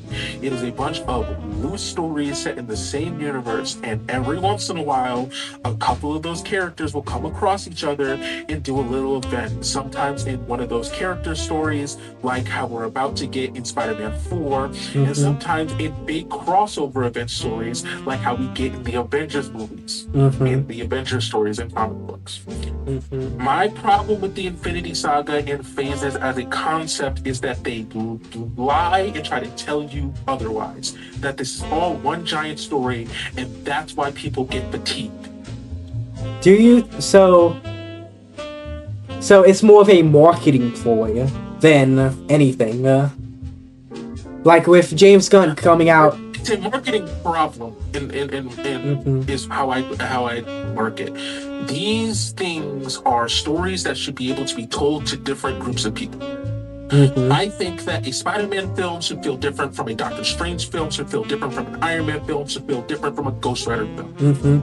Yes. Just like how an Iron Man comic feels different from a Captain America comic, feels different from a Ghost Rider comic, feels different from a Strange Academy comic. Would you say then that the characters should also not like completely like flip-flop like their characterization, but also change to reflect the story they're in? Like for example, Daredevil and She-Hulk, he's a lot more lighthearted and comedic. In Daredevil Born Again, he's more serious. In Punisher and the Defenders, Punisher is very gritty and serious and mature. And I saw people online saying that in Spider-Man, he should, be like classic Punisher, white gloves and that whole get-up and everything, because that would fit the vibe of the Spider-Man movie. I think that comes down to, and I think that this is a problem that is the reason why Thor: Love and Thunder ends up failing. I think this is a problem of writers being scared to touch characters, unlike how comic book writers are. Mm-hmm. Comic book writers, comic books from run to run will change how characters act, will change how they behave. The amount of times that in Ghost Rider stories, the spirit of vengeance that he works with goes from hating him to thinking that he's the best to thinking that they're literally soul bonded and should always be together to sometimes not even really existing in a run. Is the same amount of difference that these characters will get when they cross over with each other and a different guy is writing all these different characters. It's like so I say all that to say this, that you should not be afraid to mess up somebody's work. Taika Waititi. But you should have kept the Guardians of the Galaxy. See, I agree. I don't like this idea that characters belong to certain actors or belong to certain directors. I wholeheartedly disagree with that. Are there writers and directors that make these characters and have a really good idea of what these characters are? Absolutely. And tell their stories very well? Yes. Just like how there are comic writers that do the exact same thing. And then after a while, they're given over to other people who may be as good or as bad, at who knows? For example, Tobey Maguire has gone on record years back saying that he will never do a Spider-Man 4 unless Sam Raimi is the director. And I agree with that, and I understand where he's coming from because Sam Raimi did a damn good job with that trilogy. But in general, taking that concept and applying it on a broader scale, I don't agree with that. I think that is fine. Specifically because it's Tobey Maguire saying that. Yeah, it's him saying. And the reason I bring that up is that it's basically him saying that the Spider-Man that he plays is written. Look, the character on screen is a combination of the director, the writer, and the actor. And Tobey Maguire does not want to play. Knows that he will not play the same person. If it is not written, directed, by the same person. Yeah, written or directed by the same person, by the same people.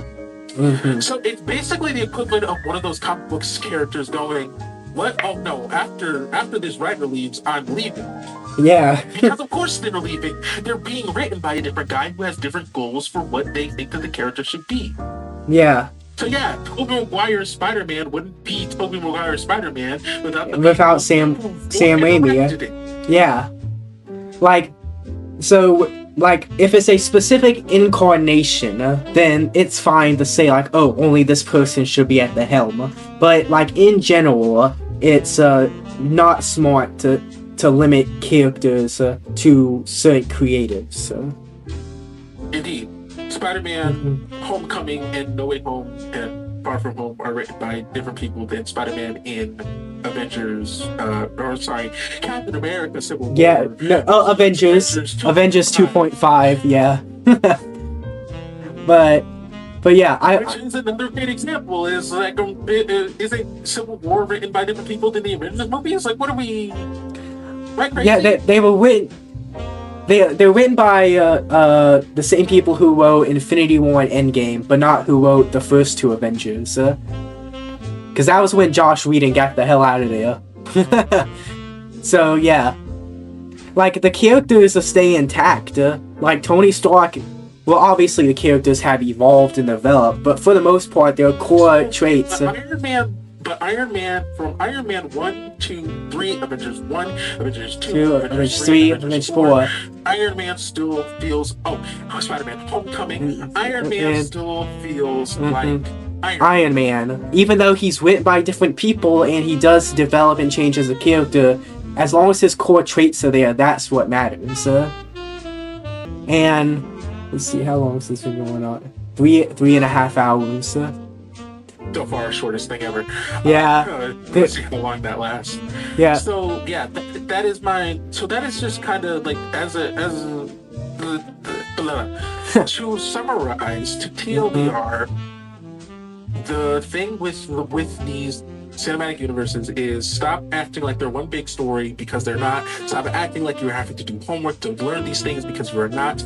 Go into what you want to watch what you want to watch, and move on with your life. If that means that you don't want to watch any of this, cool. That's fine. If that means you only want to read the Spider-Man comics, watch the Spider-Man movies. So many people do that. Yeah, hey, there's so many people. Go only watch the Adventure stuff.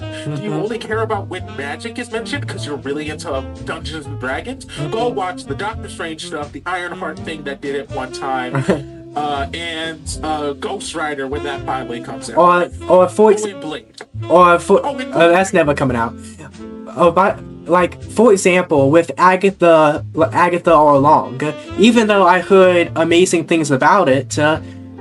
It just didn't interest me because I'm not interested in those kind of stories. So that's why I didn't watch it. But that doesn't mean that I'm not happy or confused if any of those characters show up in future projects. It's just something that personally didn't catch my eye, so I didn't watch it. You didn't see me go online talking about like, oh, I'm so sick of the MCU and this, that, and the third. Like, no, I just acted like a normal person and said, yeah, it looks cool, but yeah, not for me. Like, that's another thing I don't understand. Why? The biggest benefit that the MCU has is that with the amount of different characters, the amount of different, and the amount of time that you have, right? You can basically write anything from a horror flick to a thriller to a rom-com, which is half of the Spider-Man movies. Yeah. Literally half, because like Homecoming, that's basically just Homecoming and Far From Home. Yeah. Those are rom-coms. You can't convince me otherwise. Yeah. And then you can write any of those things. And the biggest failing of the MCU is that they don't. Is that it is rare to get Agatha all along. It is rare to get a Doctor Strange. And it's rare to get a Thor the Dark World, even though that one didn't really work out that well. Yeah, like even Thor the Dark World, as bad as it was, the director had a vision. He wanted to make well, really, I think it's the same director from the first Thor as well. No, I think they're different directors. The point being that the first two Thor movies had a vision. They wanted to tell, like, a Shakespearean kind of tale, especially the second one, and you can see that in the movie for the 5 people who watched it, and like I just feel like, but again, that comes down to like no one's ever gonna be happy with everything, because if you do experiment and you take risks, people are gonna push back on it. If you play it too safe, people are gonna push back on it, like Doctor Strange and the Multiverse of Madness. Yeah, that movie has problems with its writing and plot and whatever, but like Marvel and Disney, they're gonna look at the complaints people have and they're not gonna go, okay, maybe we should do this differently. They're gonna take the wrong message and be like, okay, so people don't like weird Sam Raimi-isms, close-up shots, or campy horror. Like, they're gonna take the wrong message because that's what companies always do. Or they'll look at Thor: Love and Thunder and be like, oh, we can't make comedic Marvel movies anymore because people are tired of jokes, like stuff like that. As they go on to make multiple comedic Marvel movies, what are you talking about? Well, I mean specifically like, because would you say Thor: Love and Thunder is a romantic comedy? Yes, there's literally a scene where Thor looks at his hammer and his oh my god, not that! Cheating on her. It is literally that. What can you call that but a romantic comedy? It is literally Thor wanting to get back with his old hammer while his new I'm sorry, let me explain this in rom-com terms. Thor loves his current girlfriend and really appreciates everything that she's doing for him, but finds out that his old girlfriend is back in town. It's like a Hallmark movie. It sounds like a Hallmark movie. Okay, that works, but I was talking about his relationship with Jane. I mean, they even have like a whole cheesy montage just showing how they eventually broke up and grew apart. Like, that, like, what other MCU project has been a romantic comedy? Or has been a comedy with a huge focus on romance? There isn't one. Why are we pretending that Far From Home doesn't exist? We don't do that. The major point of that plot is Peter trying to get with MJ. Don't start with me. Okay. That is the major focus of that plot. Okay, yeah, you're right. And Homecoming as well. The emotional climax of that movie is not him defeating Mysterio. It is him getting to that bridge where MJ is and giving her the rocket. Yeah. He wanted to be perfect for her, except it didn't end up It was broken. And she still found it perfect because she just wants to be with him. It is a romance movie. You can't convince me otherwise. Okay, you know what? I'm humble, so I can admit that I was wrong. But my point still stands that when Marvel experiments, they tend to not take that sort of risk again. Like, when's the next time we're gonna get a movie with the same tone as Eternals? Probably never. Because that movie didn't do well, and we're never gonna see those characters again. I don't know. I feel like Fantastic Four had that sort of energy to it. I kind of get what you're getting at, but like, a sort of like familiar bond between characters of a cast. It's just that it didn't have 8 different people they were trying to do that with. It had 4, the normal amount of main characters in a story. I would still say Eternals was more. It was trying to be more like this grand epic with an ensemble cast. Like, look at the way the movie is shot and directed compared to how Fantastic Four is shot and directed.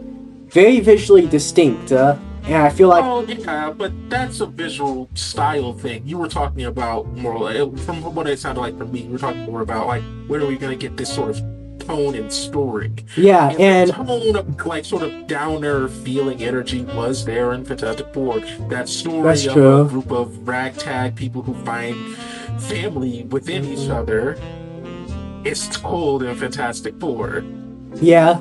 I guess not getting that direction ever again. The director's never coming back. Like, I guess what I'm trying to get at is, like, but Eternals and Fantastic Four. Every time there's a miss, there is a risk of never seeing this happen again because Marvel is probably not going to ever go back to that specific director because a lot of the misses are from directors that are not known for these movies. That's just kind of the truth of it. A lot of the big hits are the Avengers movies, and those directors, especially the new set we just got, apparently want to stay forever.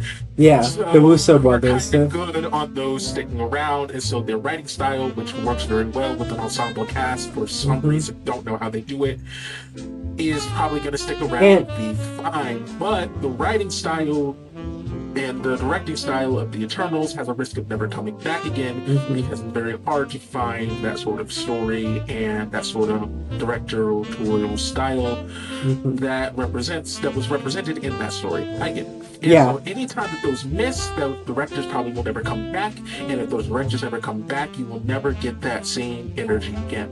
Yeah. And for a lot of people, that is a good thing. Dear Lord, people hate for the Dark World.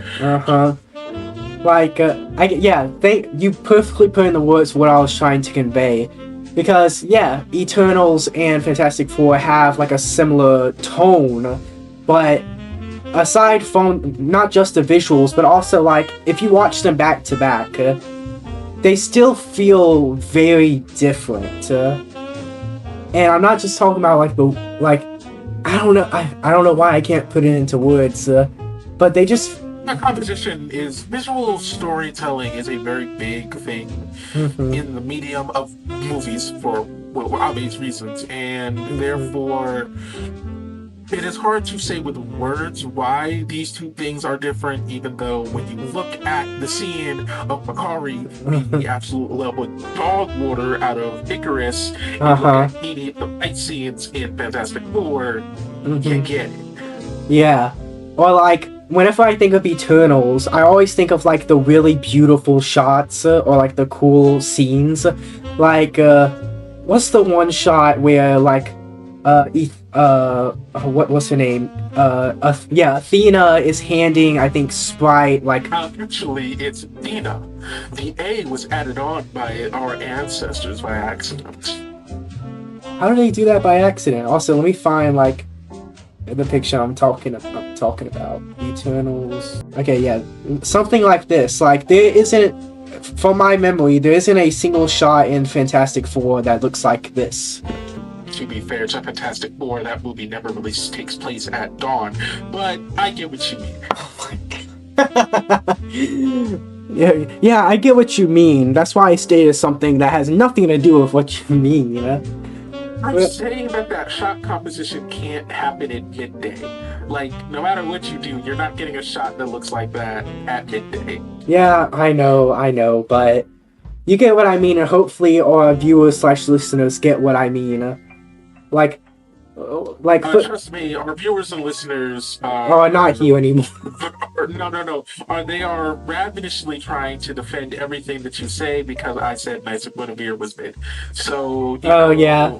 They don't respect any of my opinions anymore. That's the thing, that we can have differing opinions, but we always happen to find some middle ground because we are reasonable people. And not the internet personified. Honestly, you know which podcast that I really enjoy and that I... Is it the one that you keep sending clips of the guys who are just us, but instead two white guys? Yes, it's that I unironically would love to do a cross-channel promotion with. Yeah. You know how YouTube now allows you to like collab with people? Oh yeah. Have you noticed that? I want to do a collab video with them. Yes, because like I keep seeing so many clips and it's so hilarious because like they literally do what we do. They go off on these completely unrelated tangents. Like, have you seen the horse clip? Yeah. Ironically, a conversation that we have had before. Yeah. But like it's that kind of thing where it's like the one. What do you mean by that? Yeah. What did you mean by that? You knew what I meant by that. Yeah, but that doesn't make it better. Oh, there's one where it's like the guy in the hat guy, I don't know his name, but he's always asking the most out-of-pocket questions. Like this one clip where he's like, if given the chance, are you not having sex with Tinkerbell? And they talk about it for like 10 minutes straight before going back and talking about Batman or something. Absolutely not. She's like this is all. Yeah, and there's nothing you can do with that. That's it. That's all. Like, are we shrinking down to the size of? See, this was their entire discussion. Are we shrinking down to the size of a fairy? Answer me. Was that answered in the video? Do we shrink down to the size of a fairy? I didn't watch like the full like segment. I only saw like part of it. No, answer me. Right, you know what? You asked the question. Now you gotta answer this for me. Now, do we shrink down to the size of a fairy? Yes or no? No. Then absolutely not. Like, there's nothing to... Or what's another one of their most famous clips? Oh, by the way, the podcast, they've also done like collabs with what's his name? He's the reactor guy. You sent me one of his videos where he reacted to the Owl House. I keep forgetting his name. Danny. Yeah, Danny he's been on the podcast multiple times. Oh my god, if we become friends with this podcast, we can become friends with Danny Motto, yeah, the guy who was the main rival against Alex Brightman. This would be great. And I bring that up because there's a clip where it's the hat guy, the other guy, and then Danny. And they're talking about the Last Jedi, and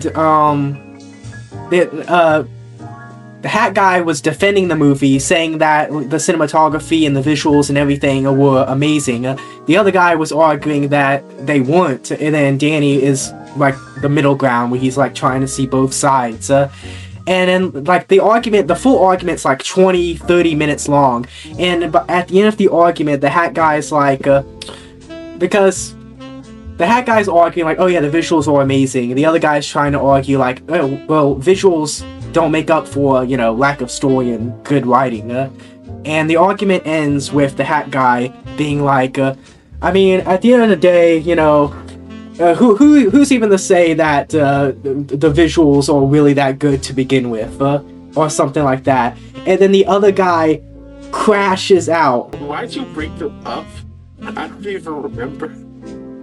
I don't either. I think it was because I brought it up because like I was talking, like they talk about the MCU too. Like, what is this? Like, because they go on random tangents that have nothing to do with the topic podcast.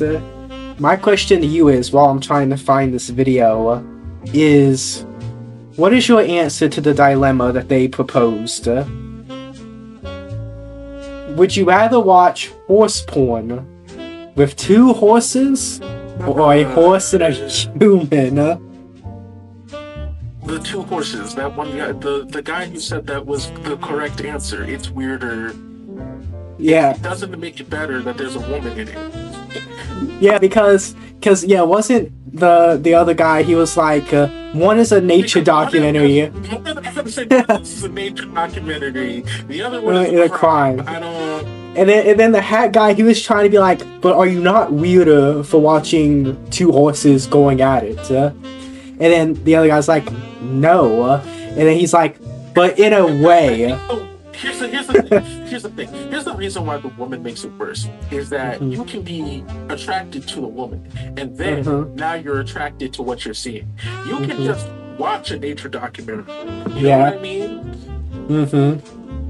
Like, it never said that you had to enjoy watching it. That's true. That's true. Also, wait, let me send. I think this is the right. What are you trying? So, like, why would you want to make it more enjoyable? That's weird. Yeah, and I think the context was they were talking about the live-action Airbender series, and they were talking about like, oh, what would you do to avoid this ship becoming canon in the Netflix show? And he was like, oh, I don't know, I'd watch horse porn instead. The funniest part was like, I remember that clip. They just say like, wait, no, actually, I would rather have the ship become canon because then I can yell about it or something. It was like, yeah. Those lines. Yeah. Also, I think I sent. Yeah, I think I sent also, the Zutara. Okay. Zutara. Yeah. Are you for or against it? I'm watching the clip. I'm gonna watch the clip now. Okay, I'll watch it as well. Oh my god.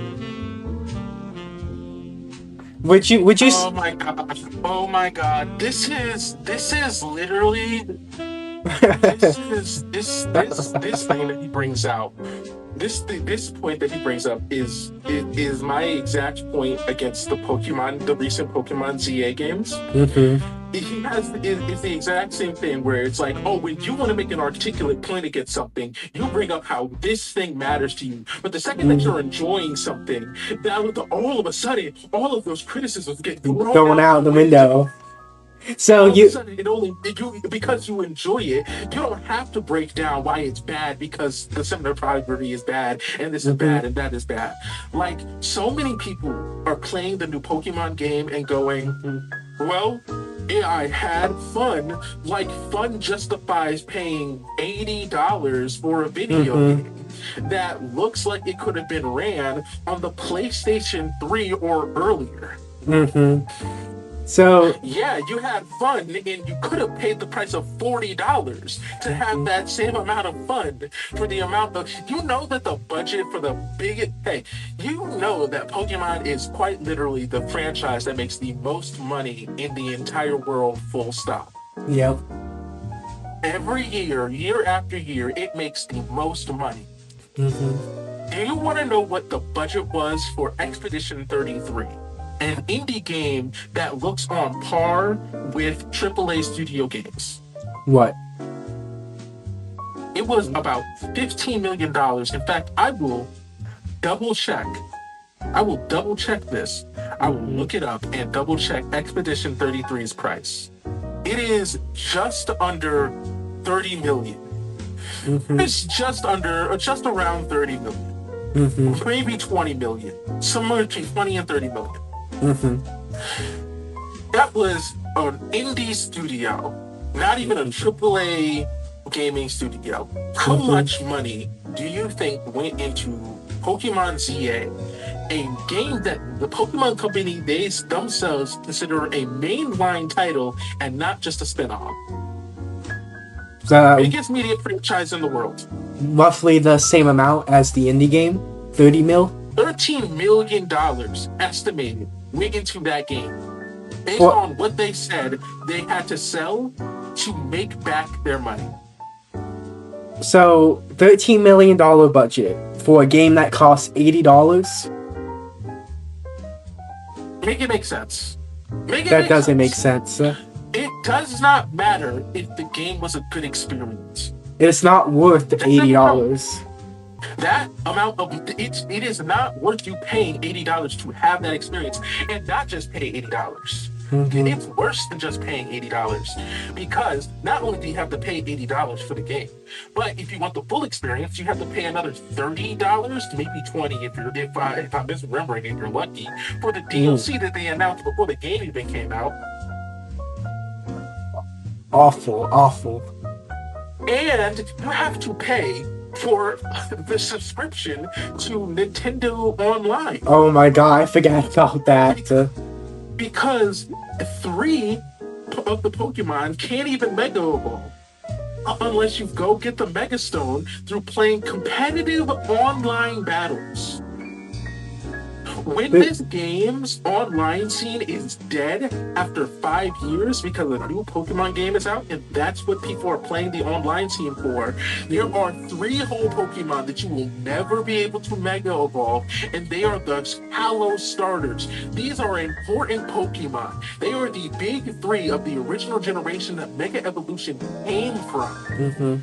Locked behind something that has an expiration date. And even if they decide after the fact that they're going to drop those 3 Mega Stones for free so that you can Mega Evolve them whenever you want, then why did you do the first thing in the first place? Who even knows? Who even knows anymore? It's having fun is not an excuse to be screwed over. You should not have paid $80 for that game, or $70 for that matter. In fact, it was barely worth $60. So the lesson of today's podcast that is not even in terms of graphics. I could care less about the graphical fidelity of these games, even though the fact that they were set in the city means that you should be able to do more with the graphics, not less, because since it's just one city, you have much less of a space to actually design. Like, I'm pretty sure there is more walking space, like more places to go in the original Gen 6 games than in this one little city area. Damn. You're telling me that we couldn't have gotten a little bit more in terms of polishing? Biggest 2 million is crazy. For the biggest franchise in the world. I guess today's lesson, this podcast lesson, is pirate. And now we're triple shadow banned. There we go. 3 strikes and we're out. Alright, everyone. That's the end of the podcast. I would like to note that if I was in charge of making Peacemaker Season 2, I'd cut the Eagerly subplot and cut Peacemaker, like, coming back to this universe just to immediately kind of have to go back in because Argus found him and is after him. I'd cut that part and the Primeval stuff to add a little bit more to our journey with Earth X. And then add a little something something near the end where Flurry and Judo Master Bordeaux. and Bordeaux actually end up working together with the Peacemaker 11th Street kids against a thing that I would have had set up, probably just been Earth X, since that was already right there. They're actually end up helping and looking out and working together with each other, and that's why they're actually comfortable leaving and heading to checkmate at the end. Also, forgot to talk about how Keith is still alive. Wonder when he's gonna show back up. I don't care when he's gonna show back up. I don't care if he never shows back up. I just did an entire diatribe about why it does not matter. Well, guys, if we were on a sinking ship, just kidding. That's not. No. That's my part of the outro. What do you do? Okay. I'm not famous enough for you to steal my outro to do your thing where you steal an outro. Wait. I just had. Oh wait, go ahead. I love how we did this and we forgot to talk about the whole about how I guess sucks that we didn't end up getting raptured. I guess including everybody else, because no one got raptured because the rapture wasn't happening. No. You see, the rapture did happen. It's just none of us were chosen. So. My favorite thing about the Rapture is if you actually read the fucking book, that you find out that the Rapture isn't a thing in it. Like, that just doesn't happen. Revelations basically says, hey, there's gonna be a point where about 7 years where one entity, it's not very clear on if it's a person or a demon or like a dragon or like a nation, will get all of the nations, like all of them, literally all of them, to give up their power and give it to them, which, by the way, has not happened yet. I'd like to know that Russia and America still hate each other so much that would never happen, right? So we're nowhere near it happening yet. They give up all of their power to it, and then it makes a mark, and that mark you have to take, and when you take the mark, then you're still allowed to do commerce and stuff like that, and that mark is the mark of the beast, the 666 thing, right? But in Revelations it is said that all Christians will notice what's going on and be like, no, that's weird, devil stuff, we're not going to take that, and they're persecuted because they're literally not allowed to participate in society, because you need the 3 numbers on you to participate in society, which again has not happened yet. And then after that goes on for about 7 years, then all of the dead will rise, and then Jesus will come back, and then he banishes the devil and the beast is defeated, and then earth and heaven are remade into a nice little place where everyone is doing well. There is never a part, especially since to do a rapture, that would mean that he came back 3 times.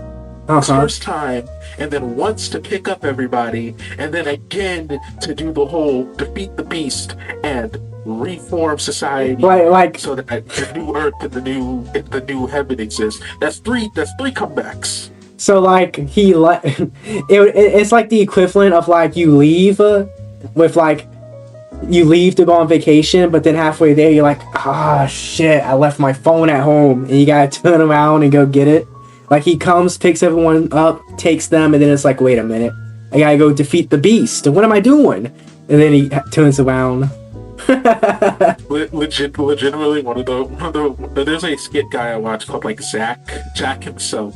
He has a skit where it's like every day it's like he is like in the future every day is a federal holiday or like a national holiday because so much stuff happens. Oh yeah. And in the video there's a joke because there's one for when Jesus' second coming happened, and then another one because he had to leave to go grab his iPhone charger and then come back down. So like, does that even count? Since he didn't actually leave, and then he actually leaves, and then he comes back again because he forgot the iPhone charger again. Oh my God! So that's counted as the 4th time he came back.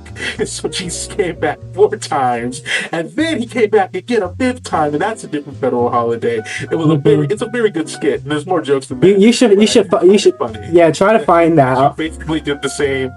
Basically did the same joke. Do you think you can find? You forgot your charger. Yeah. Do you think you can find that skit? Because I want to watch that.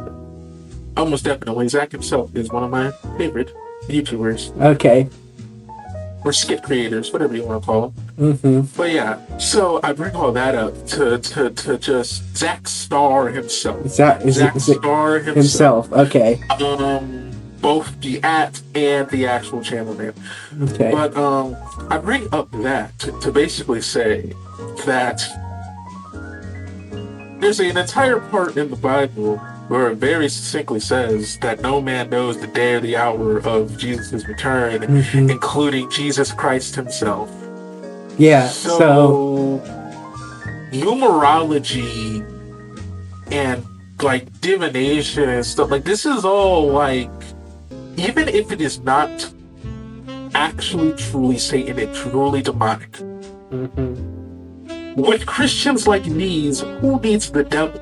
Because every single time I stole that line, do not credit that to me. Where'd you steal it from? Give credit. Wendigo. Okay. Shout out Wendigo. He had made a 4-hour, 50-minute long video on this subject.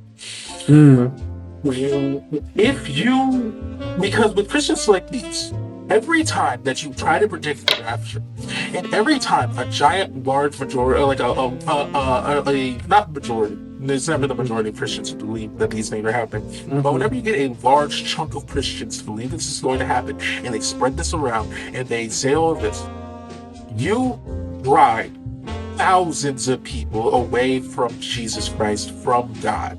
And in doing so, if you truly believe, if you have it in your heart of hearts, and you're not like just some fake guy doing this for the grit, that you are a Christian, you believe that without Jesus Christ, these people are going to hell. You have just condemned thousands of people to go to hell because you wanted what? To look good? What, for your ego? To have an I told you so moment against all the non-believers as you rise up into the air and show that you're more pious than the rest of everybody else? Stop trying to predict the date. Yeah. It's nothing good. My post. In fact, don't call yourself a prophet, because again, a lot of Christians, and I am one of those Christians, right? But I don't go around and preach and prophet to these people. Not prophet. I don't preach. I don't preach out these things. I don't go around and just say lies, right? A lot of Christians don't actually read their book, and that leads to a lot of Christians being able to be duped by people who read more of the book but don't actually read the book. There is a verse that literally states that prophets are done. Like, Jesus Christ was the fulfillment of all of the setup that is in both the Old and New Testament. And he states that he is the last prophet. That there are going to be no more prophets after him. So, anybody claiming to be a prophet is at best misconstrued or confused, and at worst, the actual devil. The Antichrist. Which people get the Antichrist confused. It's not a single person or like the devil's son, which like as a concept doesn't even make sense. Makes sense, yeah. So that it is specifically just naysayers, basically all of the people who are going to go against Jesus and basically confuse the Christian. Basically anybody who like does these sorts of things that drive people away from Christ. It is literally just people who drive people away from Christ. That is what the Antichrist is. It's not some figure. It's not some figure that's coming. There is not mention of the Antichrist in that way in terms of Like It's a singular person, huh? In Revelations, the big problem is the beast. That is the problem with the mark of the beast. That is the big bad guy to defeat at the end of the day. Not the Antichrist. So, would you say that mega church pastors are the Antichrist? No.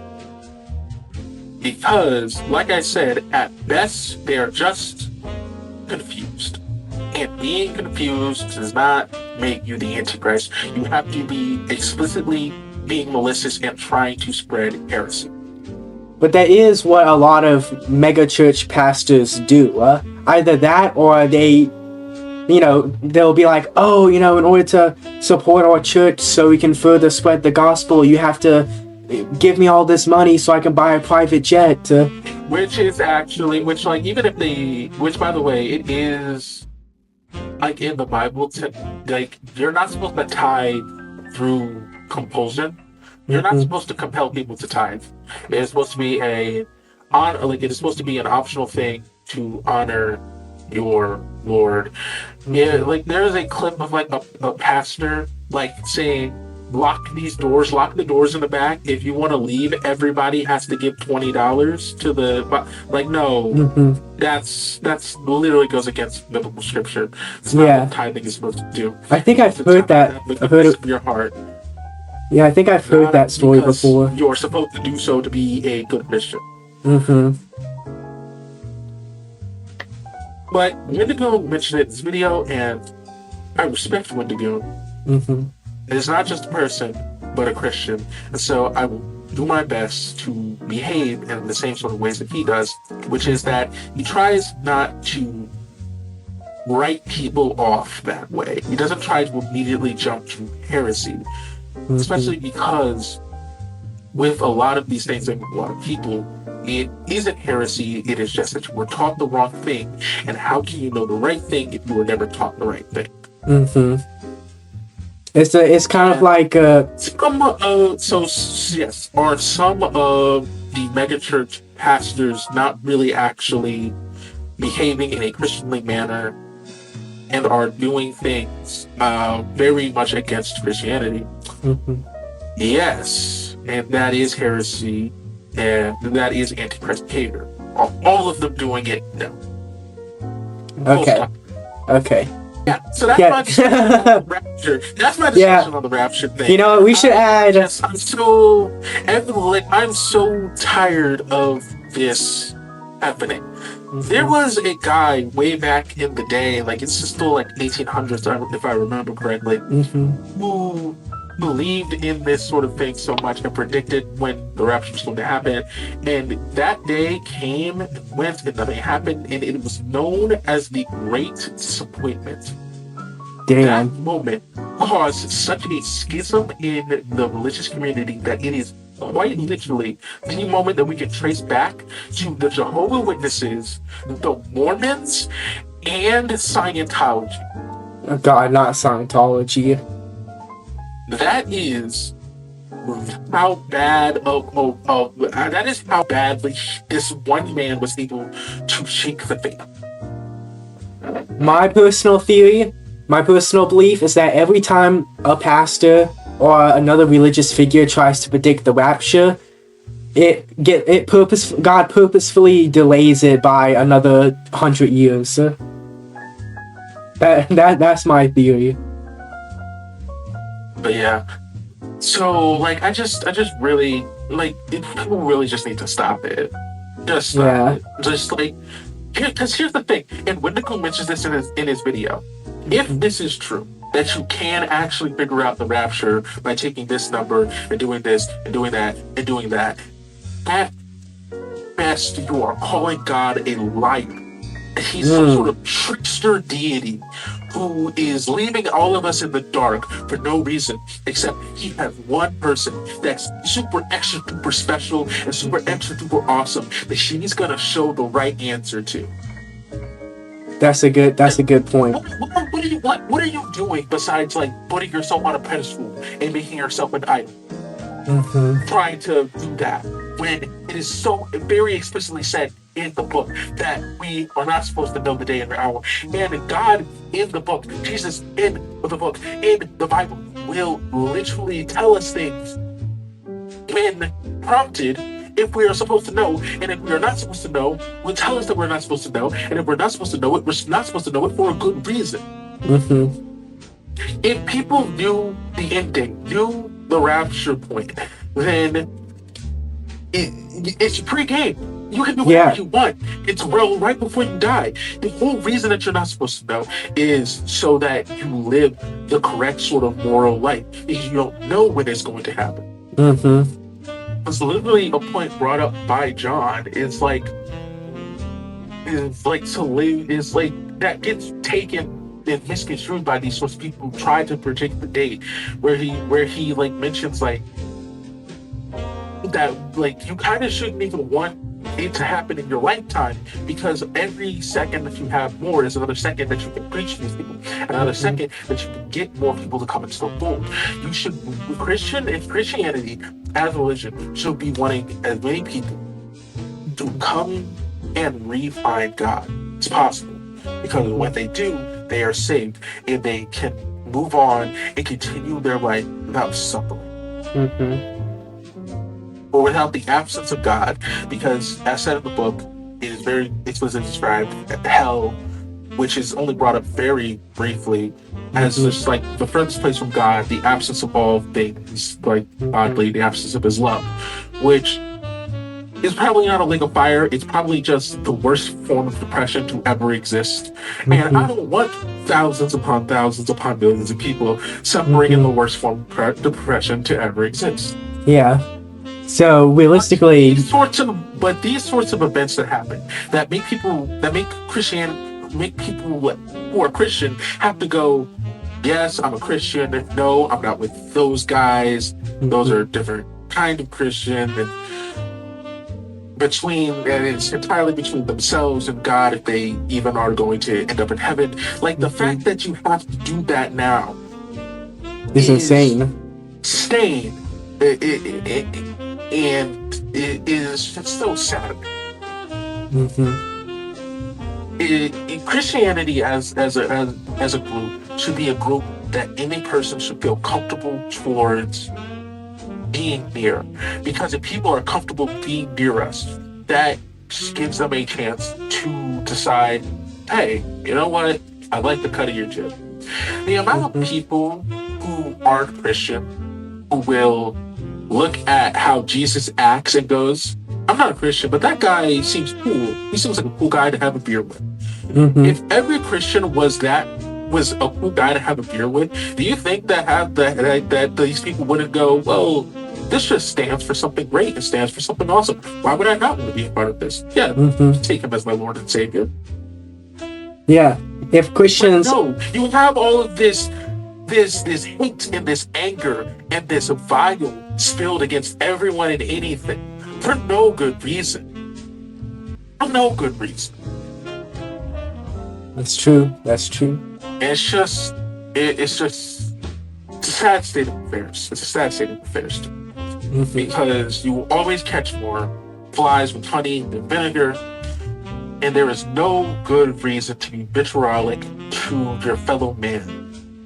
Jesus himself saved a thief at the very end of his life. There is never supposed to be a moment where you give up on people. And all of this hate and vitriol towards people of different faiths and different backgrounds, that's all that does is cast them off and say that they're demons and that they deserve damnation and they deserve death, and they don't. And acting like they do and acting this way will push them away and potentially mean that they will get exactly that. And as a Christian, you should not want that. It's just a sad state of affairs. It is. Sorry, I don't have. Exactly, right? It's like it's fine. It's like it's just, man, that video is just so good because it's like it's so cathartic to see someone as upset as I am with these stunts that people pull. That only serve themselves and not the greater purpose that they claim to be trying to serve when they're not. Like the guy who started this, like September 23rd or whatever the date was, is the Rapture. Literally, his name is Joshua, and he calls out the fact that Joshua means Jesus, and it's like, oh, isn't that so neat that my name means Jesus, and also that my parents had a vision from God to name me this, name me Joshua, name me Jesus. I'm not a prophet, by the way. I'm not a prophet. I'm not a prophet. That's not what I'm doing here. But I'm not a prophet. I'm not. And then literally, the next time he makes an appearance after the Rapture never happened, calls himself a prophet. Because he doesn't need to care anymore. He doesn't need to worry about it anymore. He got all of these people to believe that the 23rd was going to be the rapture point, and now all he has to do is get them to believe even harder, to get them to trust in him more than they trust in other Christians, more than they trust in their own book that they're supposed to be reading. So basically to worship him. He basically needs these people to worship him. He's literally making himself a false idol. And it's just like, what are we doing? What are we doing here? Like, it is frustrating. It's frustrating because so many times these sorts of attacks and these sorts of denominations start from a Christian point of view, and so the head figure twists it and burns it and torches it and makes it all about themselves and how they're special and how they are worthy and they are better than everyone else.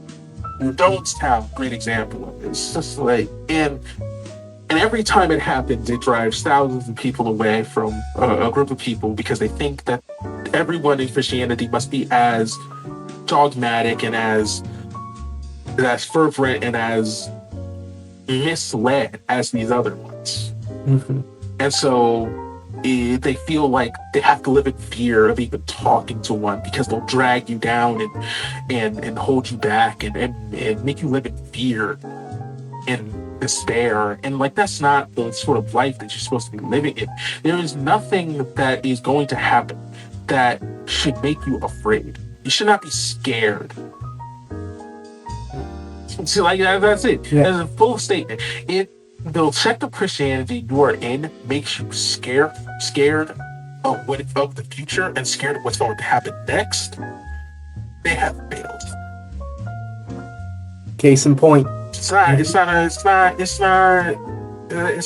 not be it's not a religion of fear. It's not a religion of fear. It's a religion of love. Of love and compassion for your fellow man. Jesus loved people so much, man, and not just loved. He liked. He enjoyed. He enjoyed being around his disciples, man.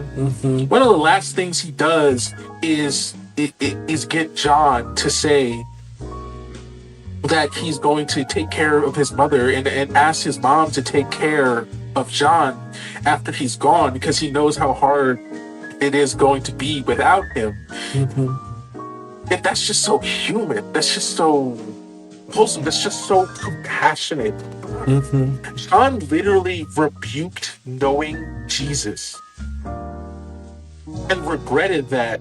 And Jesus literally forgave him for doing that and made him the head of the church after his death. But after he dies, he wanted John to continue the church.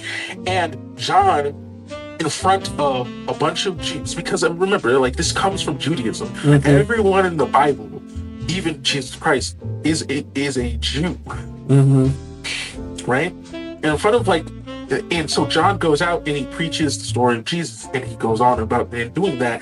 And early on, basically at the big council of the big council of this, calls him in and is like, "This feels like heresy, my guy. What's going on with this? You should probably stop doing this. Stop doing this." Yeah. And John has a chance to do that again, to give up and rebuke Jesus and say that he's nothing and that all of what happened was nothing and stop thinking about it and just live his life and have no worries of death.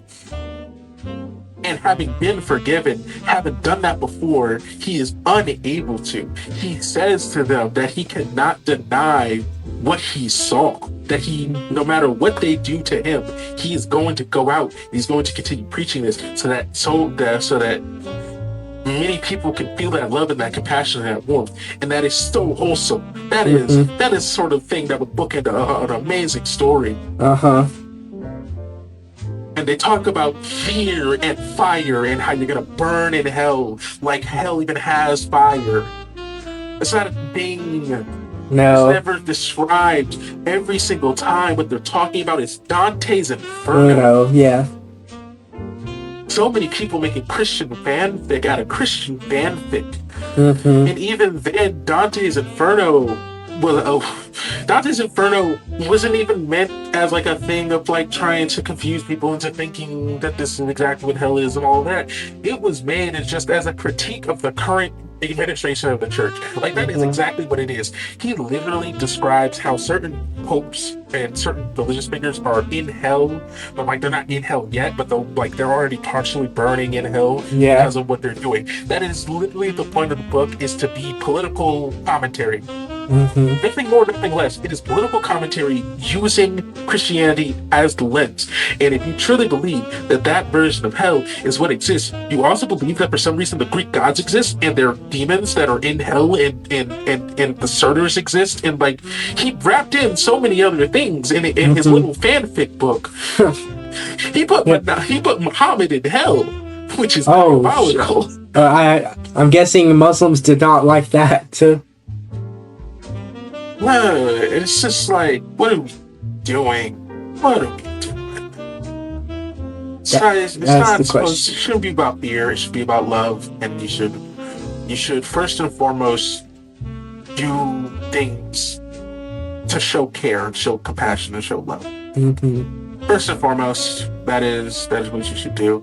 I think there's even like something that happens. I don't. Like I said, I don't want to claim to know more than I do. I swear, there's like part in the Bible where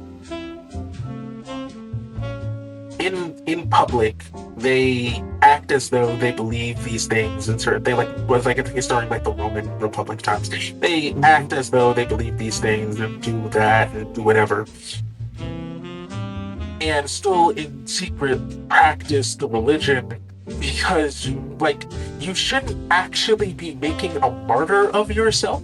The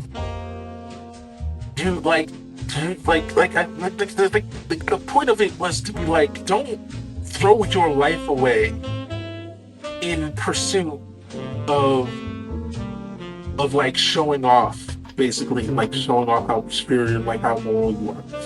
Live long enough to help other people find the truth. And if living long enough means that you say, oh yeah, that false idol is so great, guys, isn't that right? And then go back and and keep practicing what you're practicing, that's fine. Don't throw yourself away for no good reason. There's no need to do that. And people will probably never even find out about how that happened in the Bible, and just be like, and then be mad about having to say happy holidays. Like, shut up. Stop it. You can wish people well and not be practicing witchcraft and practicing demonic things and doing that. Yeah. It's like, I don't know. People frustrate me. People frustrate me. Yep. Same here. Do you know which people don't frustrate me, though? Is it our viewers and subscribers? Our loyal subscribers. Yeah, and our channel members. Join now. We know. There's no join button. Don't look for it. It's not there. Look for the join button. It's definitely there, and if you don't see it, just keep looking, and eventually you'll find it. In fact, check every single video on our channel, watch it all the way through, and see if it appears on one of those videos, as it's definitely there. Join to become a member for less than $1 a month. For $1 a month. Yeah, less than $1, not in this economy. For $5 a month, and get behind the scenes videos on how we produce, and by we I mean how Nat produces all of the videos on this channel. Act like you don't produce all of the videos on this channel. Yeah, but like, I don't know what the behind the scenes would be. Like, hey guys, I'm just editing right now. Like, Have you not seen a behind the scenes video before? no, I have, but like where they show like the setup and everything. Yeah, like I've Oh yeah, you do that yeah. for $5 a month, and also get early access to every one of our videos up to 2 hours early. Up to 20 minutes. Occasionally, 20 minutes for. occasionally we might forget, and you'll get it the same time as everyone. And don't forget about the special behind the scenes D&D, Iron Sworn, Power Rangers campaign run by me, the DM. GM. GM, yeah. Also, don't forget to join our Discord that has a 0 moderation, so you're free to do whatever you like. Unless it is, uncondoned by the 3 things we don't condone. We can't do. Nope, 0 moderation. We don't support Discord mods. No. We do not condone pedophilia. Yeah, necrophilia, bestiality. So any discussion or showing, God forbid, that sort of thing gets you immediately banned and sent to perma jail. We are sending all of that to their respective authorities. Yeah. I was about to say, we can't just, if they're sending that kind of stuff, we can't just ban them. We gotta report them to the FBI. Actually, there's a specific group that you report CSAM to. Yeah, I know. I'm just saying, like, report them to the proper authorities. Indeed, and by proper authorities, we do not mean Discord, because those people... They do not... Everyone in the comments below, let us know, who do you think is worse when it comes to dealing with child predators? Discord or Roblox?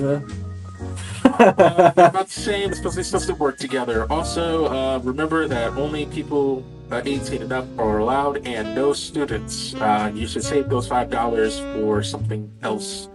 I do think that CGP Gray was right about one thing. It was that you probably shouldn't be giving money to people while you are a student. That is true. But I think our podcast comes to a close at almost 4.5 hours. So we did it. Oh my God, it's shorter. Yeah. It's shorter. And let's go. Earlier, I thought it would be very meta if, because you know how each podcast I have to steal an outro from someone, right? I'm gonna steal the outro from the Escape podcast. Oh my God, yes, that's so perfect. Okay, this is their actual tagline / outro, okay? Remember, with great power comes great podcastability. And also remember that if we were all together on a ship and I was the captain, we'd probably all die. But hey, at least we'll die alone together.